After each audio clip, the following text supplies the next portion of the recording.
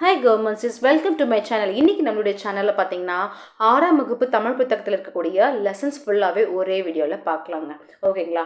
நான் ஏற்கனவே சொல்லியிருக்கேன், நம்ம டிஎன்பிசி படிக்க போகிறோம் அப்படின்னாவே ஒரு 5 திங்ஸ், ஒரு 5 விஷயத்தை வந்து நம்ம மனசில் வச்சுக்கணும். அந்த 5 விஷயத்தை கரெக்டாக நீங்கள் ஃபாலோ பண்ணிங்கன்னா கண்டிப்பாக நீங்கள் வந்து கவர்மெண்ட் ஜாப் வாங்கிடுவீங்க, குயிக்காகவே வாங்கிட முடியும். ஓகேங்களா? அதில் ஃபர்ஸ்ட் திங் என்னென்னா, ரீட் பண்ணுற ஹேபிட் இருக்கணும்.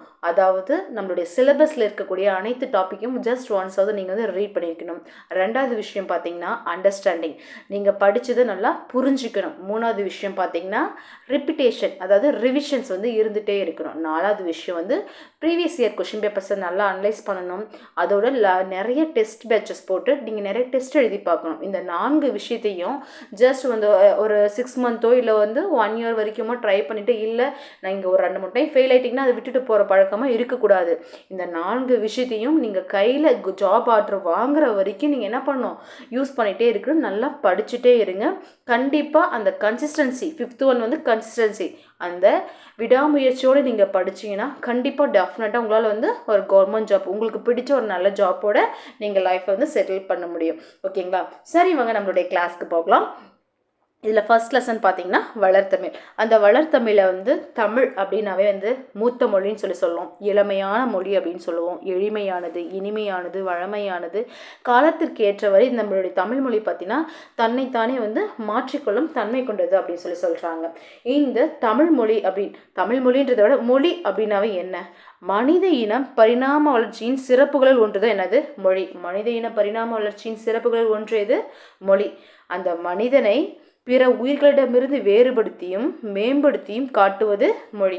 மனிதனை பிற உயிர்களிடமிருந்து வேறுபடுத்தியும் மேம்படுத்தியும் காட்டுவது தான் என்னது, மொழி அப்படின்னு சொல்கிறோம். அந்த மொழி பார்த்திங்கன்னா நாம் சிந்திக்கவும் சிந்தித்ததை வந்து வெளிப்படுத்தவும் உதவுவது தான் மொழி அப்படின்னு சொல்கிறோம். உலகத்தில் பார்த்திங்கன்னா 6000க்கும் மேற்பட்ட மொழிகள் வந்து உள்ளன. நம்மளுடைய வேர்ல்டில் 6000க்கும் மேற்பட்ட மொழிகள், லாங்குவேஜஸ் வந்து இருக்குது அப்படின்னு சொல்கிறாங்க. நம்மளுடைய தமிழ் மொழி எப்பொழுது வந்து செம்மொழி ஆகணுச்சு, 2004. ஓகேவா? 2004 தான் என்ன பண்ணுறாங்க, நம்மளுடைய தமிழ் மொழியை வந்து செம்மொழின்னு சொல்லிட்டு அறிவிக்கிறாங்க. அதுக்கப்புறம் 2005 பார்த்தீங்கன்னா சமஸ்கிருதத்தை வந்து செம்மொழியாக அறிவிக்கிறாங்க. 2008, ஓகேங்களா, 2008 வந்து தெலுங்கு மொழியை வந்து செம்மொழியாக அறிவிக்கிறாங்க. அதே மாதிரி 2008 கன்னடம், தெலுங்கு கன்னடம் ரெண்டுமே வந்து 2008 தான் வந்து அறிவிச்சிருப்பாங்க. அடுத்தது பார்த்தீங்கன்னா 2013 பார்த்தீங்கன்னா மலையாளம், கேரளாவுடைய லாங்குவேஜ்னா அந்த மலையாள லாங்குவேஜ் வந்து செம்மொழியை அறிவிச்சிருக்காங்க. 2014 ஒடியா அல்லது ஒடிஷா அந்த லாங்குவேஜும் வந்து செம்மொழியாக அறிவிச்சிருக்காங்க.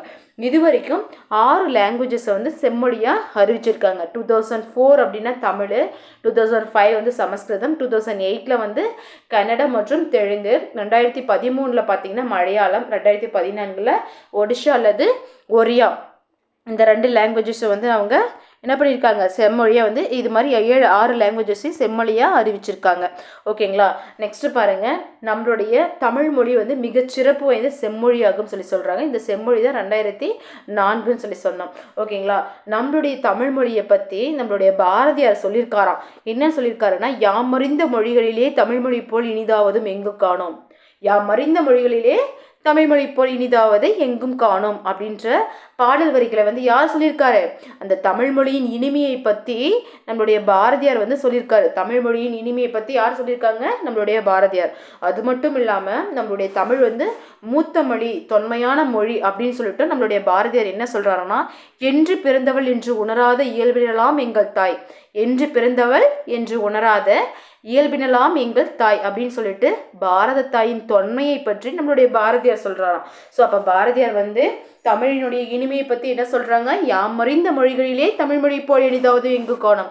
அதே தமிழினுடைய தொன்மையை பற்றி என்ன சொல்றாங்க, என்று பிறந்தவள் என்று உணராதவளா இயல்பினலாம் எங்கள் தாய் அப்படின்னு சொல்லிட்டு நம்மளுடைய தமிழ் மொழியை பற்றி நம்மளுடைய பாரதியார் வந்து சொல்லியிருக்காங்க. அடுத்தது பாருங்க, நம்மளுடைய அதாவது சாலைகள் தோன்றிய பிறகே சாலை விதிகள் தோன்றியிருக்கும். அதுபோல இலக்கியம் ஃபஸ்ட்டு தோன்றிய பின்புதான் இலக்கணமே வந்திருக்கும். ஆனால் நமக்கு கிடைத்த மிக பழமையான நூல் அப்படின்னு சொல்லி பார்த்தோம்னா தொல்காப்பியம் தான். நமக்கு கிடைத்த மிக பழமையான நூல் இது தொல்காப்பியம் தான். அந்த தொல்காப்பியம் என்பது இலக்கண நூலா இலக்கிய நூலா? தொல்காப்பியம் என்பது இலக்கண நூல். ஓகேங்களா?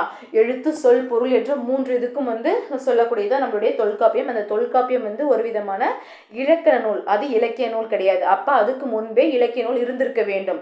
அந்த நூல்கள் எதுவுமே நமக்கு இது வரைக்கும் கிடைக்கல அப்படின்னு சொல்றாங்க. அதனாலதான் நம்மளுடைய தமிழ் மொழியை தொன்மையான மொழி அப்படின்னு சொல்லிட்டு சொல்றாங்க.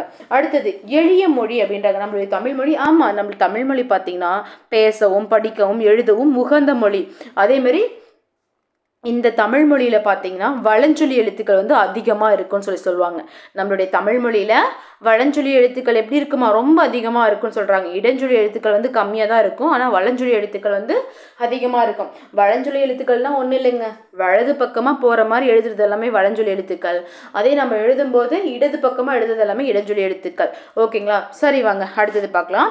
நம்மளுடைய சொல், அதாவது இந்த சொற்கள் அப்படின்னா தமிழ், தமிழ்நாடு, தமிழன், இந்த மாதிரி வார்த்தைகள் எல்லாமே எங்கே ஃபஸ்ட்டு எங்கே தோன்றுச்சு, எந்த புக்கில் இருக்குது அப்படின்றத நம்ம பார்க்கலாம். ஓகேங்களா? தமிழ் அப்படின்ற ஒரு வேர்டு பார்த்திங்கன்னா முதலில் ஆளப்பட்ட இலக்கியத்தில் முதல் அந்த தமிழ் அப்படின்றது எங்கே வந்துச்சுருக்குன்னா இலக்கியம் தொல்காப்பியம் அப்படின்ற ஒரு நூலில் வந்திருக்குன்னு சொல்கிறாங்க. தமிழ் அப்படின்றது தொல்காப்பியத்தில் வந்திருக்கு. அதற்கான மேற்கோள் பாருங்க. தமிழன் கிளவியும் அதனோடற்றே, தமிழன் கிளவியும் அதனோடற்றே அப்படின்னு சொல்றாங்க. தமிழ்நாடு அப்படின்னா சிலப்பதிகாரம், வஞ்சிகாண்டம். தமிழ்நாடுன்ற வேர்டு சிலப்பதிகாரத்தில் வஞ்சிக்காட்டில் வந்திருக்கு அப்படின்னு சொல்றாங்க. அதில் இமிழ்கடல் வேலியை தமிழ்நாடு ஆக்கிய, இமிழ்கடல் வேலியை தமிழ்நாடு ஆக்கிய இது நீ கருதி ஆயின் அப்படின்னு சொல்றாங்க. இது நீ கருதினே ஆகின் அப்படின்றாங்க. தமிழன் அப்படின்ற ஒரு வேர்டு பார்த்தீங்கன்னா அப்பர் எழுதிய தேவாரத்துல தான் தமிழன் அப்படின்ற வேர்டு பயன்படுத்தியிருக்காங்க. அதற்கான லைன் பாருங்க. தமிழன் கண்டாய், திருத்தாண்டகத்தில் தமிழன் கண்டாயில் எழுதியிருக்காங்க. ஓகேங்களா? ஸோ தமிழ் அப்படின்ற வேர்டு தொல்காப்பியத்தில் தமிழன் கிளவியும் அதனோடற்றே. தமிழ்நாடு அப்படின்ற வேர்டு பார்த்தீங்கன்னா சிலப்பதிகாரத்தில் வஞ்சிக்காட்டத்தில் பயன்படுத்தியிருக்காங்க. இமிழ்கடல் வேலியை தமிழ்நாடு ஆக்கிய இது நீ கருதினை ஆயின். தமிழன் அப்படின்றது அப்பர் தேவாரத்தில் தமிழன் கண்டாய் அப்படின்றதுல சொல்லியிருக்காங்க. ஓகேங்களா? சரி, நம்மளுடைய தமிழ் மொழியை சீர்மை மொழின்னு ஏன் சொல்கிறாங்க அப்படின்னு பார்க்கலாமா? சீர்மைனா ஒன்றும் இல்லைங்க, ஒழுங்குமுறையை குறிக்கும் சொல் தான் என்னது? சீர்மை. சீர்மை என்றால் என்ன? ஒழுங்குமுறையை குறிக்கும் சொல். தமிழ் மொழியின் பல வகை சீர்மைகளுள் அதன் சொற்சிறப்பு குறிப்பிடத்தக்கதுன்றாங்க. அதாவது உயர்திணை, அக்ரிணை. நம்மளுடைய திணை அப்படின்னாவே நமக்கு 2 வகைப்படும். அந்த திணை என்னென்ன? உயர்திணை, அக்ரிணைன்னு சொல்லிட்டு 2 வகையாக பிரிக்கலாம். சரிங்க, உயர்திணையினுடைய எதிர்ச்சொல் என்னது? தாழ்த்திணை தானே. உயர்திணையுடைய எதிர்ச்சொல் என்னது? தாழ்த்திணை தானே. ஆனால் தாழ்த்திணைன்னு வல்லாமல் அக்ரிணைன்னு ஏன் கொடுத்துருக்காங்க அப்படின்னா அல் குட்டல் திணை. அக்ரிணையை எப்படி பிரிக்கலாம்? அல் குட்டல் திணைன்ட்டு பிரிக்கலாம். இந்த அல் குட்டல் திணைக்கு மீனிங் என்ன அப்படின்னா உயர்வு அல்லாத திணை. அல் குட்டல் திணைனா என்னது? உயர்வு அல்லாத திணை என்று பொருள்படும். அதே மாதிரி தான் பாகற்காய். பாகற்காய் கசப்பு சுவை உடையது. ஆமாம், அந்த கசப்பு காயை நம்ம கசப்பு காயின்னு சொல்லிட்டு கூப்பிடாம இனிப்பு அல்லாத காயின்னு சொல்கிறாங்க. காரணம் என்ன அப்படின்னா அந்த பாகற்காயை நம்ம எப்படி பிரிக்கலாம்? பாகு கூட்டல் அல் கூட்டல் காயின் பிரிக்கலாம். பாகற்காய் எப்படி பிரிக்கலாம்? பாகு கூட்டல் அல் கூட்டல் காயின் பிரிக்கலாம். அதுக்கான மீனிங் என்ன? இனிப்பு அல்லாத காய் தானே. ஸோ பாகற்காயை கசப்பு காயின்னு சொல்லாமல் இனிப்பு அல்லாத காயின்னு சொல்கிறோம் இல்லையா? ஸோ அதுதான் இவ்வாறு பெயரெடுத்தல் தான் சீர்மை மிக்க மொழி நம்மளுடைய தமிழ் மொழின்னு சொல்லிட்டு சொல்கிறாங்க. அடுத்தது, இது ஏன் நம்ம தமிழ் மொழியை வளமை மொழின்னு சொல்கிறோன்னா தமிழ் வளமை மிக்க மொழி. காரணம் என்னென்னா தொல்காப்பியம், நன்னூல் ரெண்டும் பார்த்தீங்கன்னா இலக்கண நூல்கள் மிகுந்த நம்மளுடைய தமிழ் மொழி அப்படின்னு சொல்கிறாங்க. அதுக்கப்புறம் 8 தொகையும் 10 பாட்டும் சங்க இலக்கியங்கள் சொல்லலாம். திருக்குறள், நாலடியார், அறநூல்கள் சொல்லுவோம். சிலப்பதிகாரம், மணிமேகலை காப்பியங்கள் முதலிய 2மே இரட்டை காப்பியங்கள் சொல்லுவோம். இவ்வாறு இலக்கிய வளம் நிறைந்தது தான் நம்மளுடைய தமிழ் மொழின்னு சொல்கிறாங்க. இது மாதிரி இலக்கண வகைகள் நிறைந்தது நம்மளுடைய தமிழ் மொழி. ஸோ தமிழ்மொழி சொல்வளம் மிக்கது. அது மாதிரி ஒரு பொருளின் பல நிலைகளுக்கு வெவ்வேறு, அந்த ஒரு பொருள் அப்படின்னா அதனுடைய நிலைக்கு ஏற்பவாறு அதுக்கு வெவ்வேறு பெயர் இருக்கும் அப்படின்னு சொல்லுவாங்க. இப்போ நம்ம ஒரு செடியை எடுத்துக்கிறோம். அந்த அந்த செடியினுடைய பூவின் நிலையை மட்டும் 7 வகையாக சொல்கிறாங்க. ஓகேங்களா, செடியினுடைய ஒரு பூவின் வகையை எத்தனை வகையாக பிரிக்கலாம்? 7 நிலையாக நம்ம சொல்லலாம். ஓகேங்களா. ஸோ ஃபஸ்ட்டு பார்த்தீங்கன்னா அரும்பு, மொட்டு, முகை, மலரளவி, செம்மல். அரும்பு, மொட்டு, முகை, மலர் அலர்வி, செம்மல். இப்படி ஸ்பீடாக படிங்க. ஒரு விஷயத்த ஸ்பீடாக நம்ம சொல்லும் போது அது ஆட்டோமேட்டிக்காக நம்மளுக்கு வந்து ஸ்டோர் ஆகிடும். ஸோ பூவின் 7 நிலைகள் என்னன்னு கொஸ்டின் கேட்டாங்கன்னா அரும்பு, மொட்டு, முகை, மலரளவி, செம்மல். அதே மாதிரி இதை ஆர்டர் வைஸாக படிச்சுக்கோங்க. ஸோ அவங்க கேட்குறது ஆர்டர் வைஸாகவும் கொஸ்டின்ஸ் கேட்பாங்க. பூவினுடைய நிலை அப்படின்னு சொல்லும் போது நம்ம 7 நிலை சொல்கிறோம். அதே பெண்ணினுடைய நிலை அப்படின்னு சொல்லி பார்த்தோம்னா பெண்ணுக்கும் 7 நிலைகள் தாங்க உண்டு. பேதை, பெதுமை, மங்கை, மடந்தை, அறிவை, தெரிவை, பேரிளம்பன். இது மாதிரி ரைமிங்கை படிச்சுக்கோங்க. பேதை, பெதுமை, மங்கை, மடந்தை, அறிவை, தெரிவை, பேரிளம்பெண். பேதை அப்படின்னா 7 வயசுலேருந்து 5 வயசுலேருந்து 7 வயசு இருக்கிறதாங்க பேதை. பெதுமைனா 8 to 11. Mangai 12 to 13 Mangai. மடந்தைனா 14 to 19. அறிவைனா 20 to 25 அறிவை. தெரிவைனா 26 to 31 தெரிவை. பேரிளம் பெண்ணா 32லேருந்து 40 வரைக்கும் இருக்கிறவங்க தான் பேரிளம் பெண்ணுன்னு சொல்லி சொல்லுவோம். சரிங்க, அடுத்தது இதில் வேற என்னென்ன சிறப்புலாம் இருக்குது அப்படின்னா ஓர் எழுத்து ஒரு சொல்லாகி பொருள் தரும். அது மட்டும் இல்லாமல் ஒரு எழுத்துக்கு ஒரே ஒரு சொல்லு மட்டும் இருக்காது. அதே ஒரே ஒரு எழுத்துக்கு பல சொற்கள்லாம் இருக்குன்னு சொல்லி சொல்கிறாங்க. அதுக்கு உதாரணமாக தான் மா என்ற எழுத்து கொடுத்துருக்காங்க. இதில் எல்லாமே கொஷின்ஸ் கேட்டிருக்காங்க. கொஷின் கேட்காததே இல்லைன்னு சொல்லி சொல்ல முடியும். எல்லா லைனையுமே கொஷின்ஸ் கேட்டிருக்காங்க. ஓகேங்களா. ஸோ அதனால நல்லா படிச்சுக்கோங்க. அடுத்தது பார்த்தீங்கன்னா மா அப்படின்ற ஒரு சொல் அப்படின்னா அதற்கான மீனிங், அதுக்கான நிறைய வேர்ட்ஸ் இருக்குது. அதுக்கான வேர்ட்ஸ் என்னென்னா அப்படின்னு சொல்லி பார்க்கலாம். மரம், விலங்கு, பெரிய திருமகள், அழகு, அறிவு, அளவு, அழைத்தல், துகள்மேன்மை, வயல்வண்டி. இது எப்படி திரும்ப ஞாபகம் வச்சுக்கலாம்? ஒரு குட்டி குட்டி ஸ்டோரி, அந்த இடத்துல ஒரு குட்டி குட்டி ஸ்டோரி போட்டுக்கோங்க. ஒரு பெரிய மரத்தில் பெரிய விலங்கு இருக்குது. அந்த மரத்துக்கு அடியில் பார்த்தீங்கன்னா ஒரு திருமகள். அந்த திருமகளை பார்த்தா அழகாக இருக்காங்க, அறிவாக இருக்கிறாங்க, அழகாக இருக்கிறாங்க, அழைத்தல், துகள்மேன்மை, வயல்வண்டு. அப்போ ஸ்பீடாக துகள்மேன்மை, வயல்வண்டை மட்டும் படிச்சுக்கிட்டிங்கன்னா மீதி எல்லாமே இந்த ஸ்டோரி வந்து ஞாபகம் வச்சுக்கினா ஈஸியாக இருக்கும். ஓகேங்களா. ஒரு பெரிய மரத்து மேலே ஒரு பெரிய விலங்கு இருக்குது. அந்த மரத்துக்கு அடியில் பார்த்தீங்கன்னா திருமகள் இருக்காங்க. அந்த விலங்கு வந்து திருமகளை பார்க்குது. அந்த திருமகள் பார்க்கறதுக்கு எப்படி இருக்காங்களாம்? ரொம்ப அழகாக இருக்காங்களாம், அறிவாக இருக்காங்களாம், அளவாக இருக்காங்களாம். அழைத்தல், அவங்கள வந்து வா அப்படின்னு சொல்லிட்டு அழைக்கிறாங்களாம். அதுக்கப்புறம் துகள்மேன்மை, வயல், வண்டு. அடுத்தது வளர்மொழி. தமிழை நம்ம ஏன் வளர்மொழின்னு சொல்லி சொல்கிறோன்னா தமிழுக்கு முத்தமிழ் அப்படின்ற ஒரு சிறப்பு பெயர் இருக்குது. ஓகேங்களா. முத்தமிழ் அப்படின்ற சிறப்பு பெயர் வந்து நம்மளுடைய தமிழுக்கு இருக்குது. இது வந்து இயற்தமிழ், இசைத்தமிழ், நாடகத்தமிழ் சொல்லி சொல்லலாம். இந்த இயல் அப்படின்னாவே எண்ணத்தை வெளிப்படுத்தும். இயல் தமிழ் வந்து என்ன பண்ணோம்? எண்ணத்தை வெளிப்படுத்தும். இசைத்தமிழ், இசையை கேட்டவுடனே நம்மளுடைய உள்ளெல்லாம் மகிழ்ந்தும். ஸோ நமக்கு உள்ள வந்து மகிழ்ச்சியாக இருக்கும் இல்லைங்களா. அதான் உள்ளத்தை மகிழ்விக்கும். நாடகத்தமிழ், நாடகத்தை பார்த்தோன்னே நாமளும் அதில் நடிக்கிற மாதிரி ஃபீல் பண்ணுவோம். இல்லை நாம் எழுந்து நாடகம் நடிக்கிற மாதிரி ஒரு அந்த உணர்வு ஏற்படும். அதுதான் உணர்வினை கலந்து வாழ்வின் நிறைகளை வந்து சுட்டி காட்டுவதுதான் நம்மளுடைய நாடகத்தமிழ் அப்படின்னு சொல்லி சொல்லுவாங்க. இது மட்டும் இல்லாமல் வேற என்ன இருக்குது? தமிழில் வந்து காலந்தோறும் பல வகையான இலக்கிய வடிவங்கள் வந்து புதுசாக வந்துட்டே இருக்குது அப்படின்றாங்க.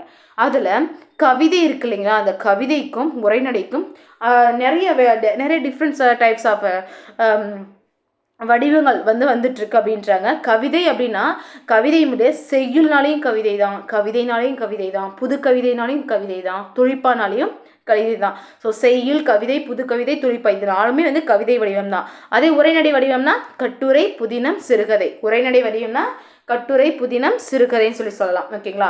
தற்பொழுது இப்போ இருக்கக்கூடிய காலகட்டத்தில் நம்மளுடைய தமிழ் வந்து மேலும் எப்படிலாம் வளருது அப்படின்னா அறிவியல் தமிழாகவும் கணினி தமிழாகவும் வளர்ந்து வருகிறது. இப்போ இருக்கக்கூடிய காலகட்டத்தில் நம்மளுடைய தமிழ் எப்படி வளருது? அறிவியல் தமிழாகவும் கணினி தமிழாகவும் வளர்ந்து வருகிறதுன்னு சொல்கிறாங்க. ஓகேங்களா. அடுத்தது தாவர இலைப்பெயர்கள். தாவர இலைப்பெயர்கள்லாம் ஒன்றும் இல்லைங்க.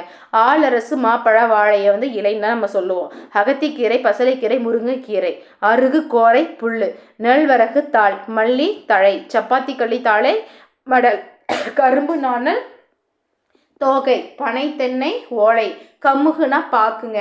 அதனுடைய இது வந்து பார்த்தீங்கன்னா பாக்குக்கு வந்து கூந்தல் சொல்லி சொல்லுவோம்.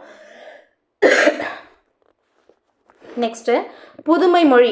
நம்மளுடைய எல்லாமே வந்து புதுசாக மாறிட்டு வருது.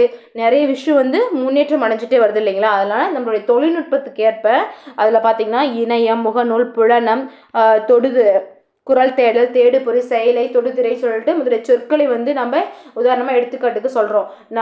நம்மளுடைய சமூக ஊடகங்களான செய்தித்தாள், வானொலி, தொலைக்காட்சி ஆகியவற்றுக்கும் பயன்படுத்தக்க மொழிகள் வந்து மாறிட்டே வந்திருக்கு அப்படின்றாங்க. இதில் பார்த்தீங்கன்னா தமிழ் எண்களை அறிவோம். இதுலேருந்து கொஸ்டின்ஸ் நமக்கு எப்பயாவது டைம் கேட்பாங்க. இதில் 1 to 3 அப்படின்னும் போது 1க்கு கா ஷேப்பில் இருக்கும் பார்த்தீங்கன்னாவே, 2க்கு உ, 3க்கு ஙா, ஓகேங்களா, ஙா மாதிரி இருக்கும், 4க்கு சா, 5க்கு ரு, 6க்கு சா, 7க்கு ஏ, 7 ஏ, ஓகேங்களா, ஏ அப்படின்னு வருது. ஆனால் 7க்கு ஏ தான் வருது. 8க்கு ஆ, ஓகேங்களா. அதே 9க்கு இது பார்த்தீங்கன்னா கு அப்படின்ற ஒரு ஷேப் இருக்கும். 10க்கு 1னா கா, 0னா 0. இப்படி இதை வந்து நம்ம எப்படி ஸ்பீடாக படிச்சுக்கலாம்னா காவும் கசுரு, சா 7க்கு, அதான் ஏ அப்படின்னா அந்த நெடிலுக்கு குறில் வரணும். அதே 8னா குறிலியே தானே வருது, ஆனால் அதுக்கு பார்த்தீங்கன்னா ஆ அப்படின்ற சவுண்ட் வரணும். அதுக்கப்புறம் 9க்கு வந்து கூ அப்படின்ற சவுண்ட் வரணும். ஸோ இது மாதிரி நான் படிச்சுக்கிட்டேன். உங்களுக்கு யூஸ்ஃபுல்லாக இருந்தால் அதை யூஸ் பண்ணிக்கோங்க. வாங்க அடுத்தது பார்க்கலாம். இது வந்து நமக்கு ரொம்ப முக்கியங்க. ஏன்னா கண்டிப்பாக இதுலேருந்து கொஸ்டின்ஸ் வந்து நமக்கு கேட்டிருக்காங்க. ஓகேங்களா. இது ஒன்றும் இல்லைங்க, வேளாண்மை. இதுக்கு இந்த வேர்டு எல்லாமே 2000 வருஷங்களுக்கு முன்னாடி இருந்த தமிழ் சொற்கள் இப்பயும் நம்ம பயன்படுத்துகிறோம். 2000 வருஷத்துக்கு முன்னாடி தோன்றிடுச்சு. ஆனால் இதை வந்து நம்ம என்ன பண்ணுறோம், இப்பயும் பயன்படுத்திட்டு இருக்கோம். வேளாண்மை செஞ்சால் மகிழ்ச்சியாக இருக்கும், கவர்மெண்ட் ஜாப் கிடைக்கும். வேளாண்மை செஞ்சால் மகிழ்ச்சியாக இருக்கும், கவர்மெண்ட் ஜாப் கிடைக்கும், அரசு உத்தியோகம். அப்போ வேளாண்மை, மகிழ்ச்சி, அரசு எல்லாம் பாருங்கள் திருக்குறள் ஒன்று வரும். ஓகேங்களா. அடுத்தது வேளாண்மை மட்டும் தனியாக பாருங்கள். வேளாண்மை செஞ்சால் தான் நம்ம களி செஞ்சு சாப்பிட முடியும். அதுக்கப்புறம் உழவன் அப்படின்னாவே நல்ல உழவன். நற்றிணை வந்து நற்றிணைன்னு நம்ம சொல்கிறோம் இல்லைங்களா. நல்ல உழவன் ஷார்ட்டாக ஞாபகம் வச்சுக்கோங்க, நல்ல உழவன். அதுக்கப்புறம் பாம்புன்றதை விட இங்கே பாருங்க, பாம்பு,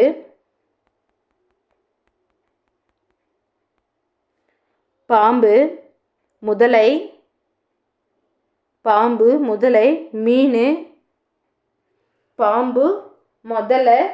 மீன், செய். இது எல்லாம் பார்த்தீங்கன்னா குறுந்தொகைனே வரும். பாம்பு, முதலை, மீன் எல்லாமே பார்த்தீங்கன்னா குறுந்தொகைன்னு வரும். ஸோ இது எல்லாமே என்னென்னா பாம்பு, முதலை, மீன் இது 3மே பார்த்தீங்கன்னா தண்ணியில் இருக்கும். கண்டிப்பாக அந்த 3த்தையும் குட்டிஸாக நறுக்கி சமையல் செஞ்சு சாப்பிட்றலாங்க.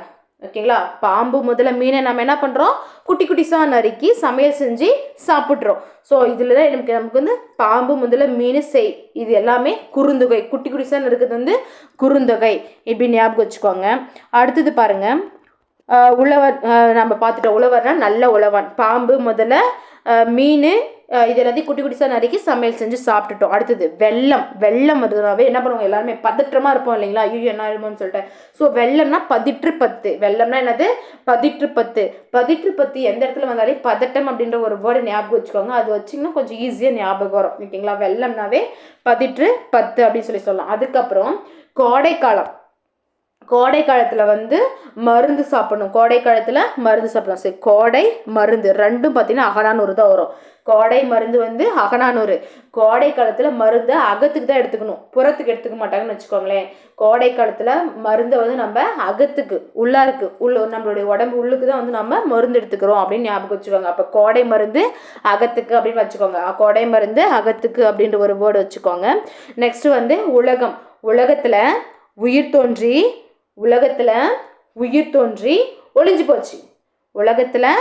தோன்றி ஒளிஞ்சு போச்சு. தொல்காப்பியம் கிளவியாக்கம். உலகத்தில் உயிர் தோன்றி ஒளிஞ்சு போச்சு.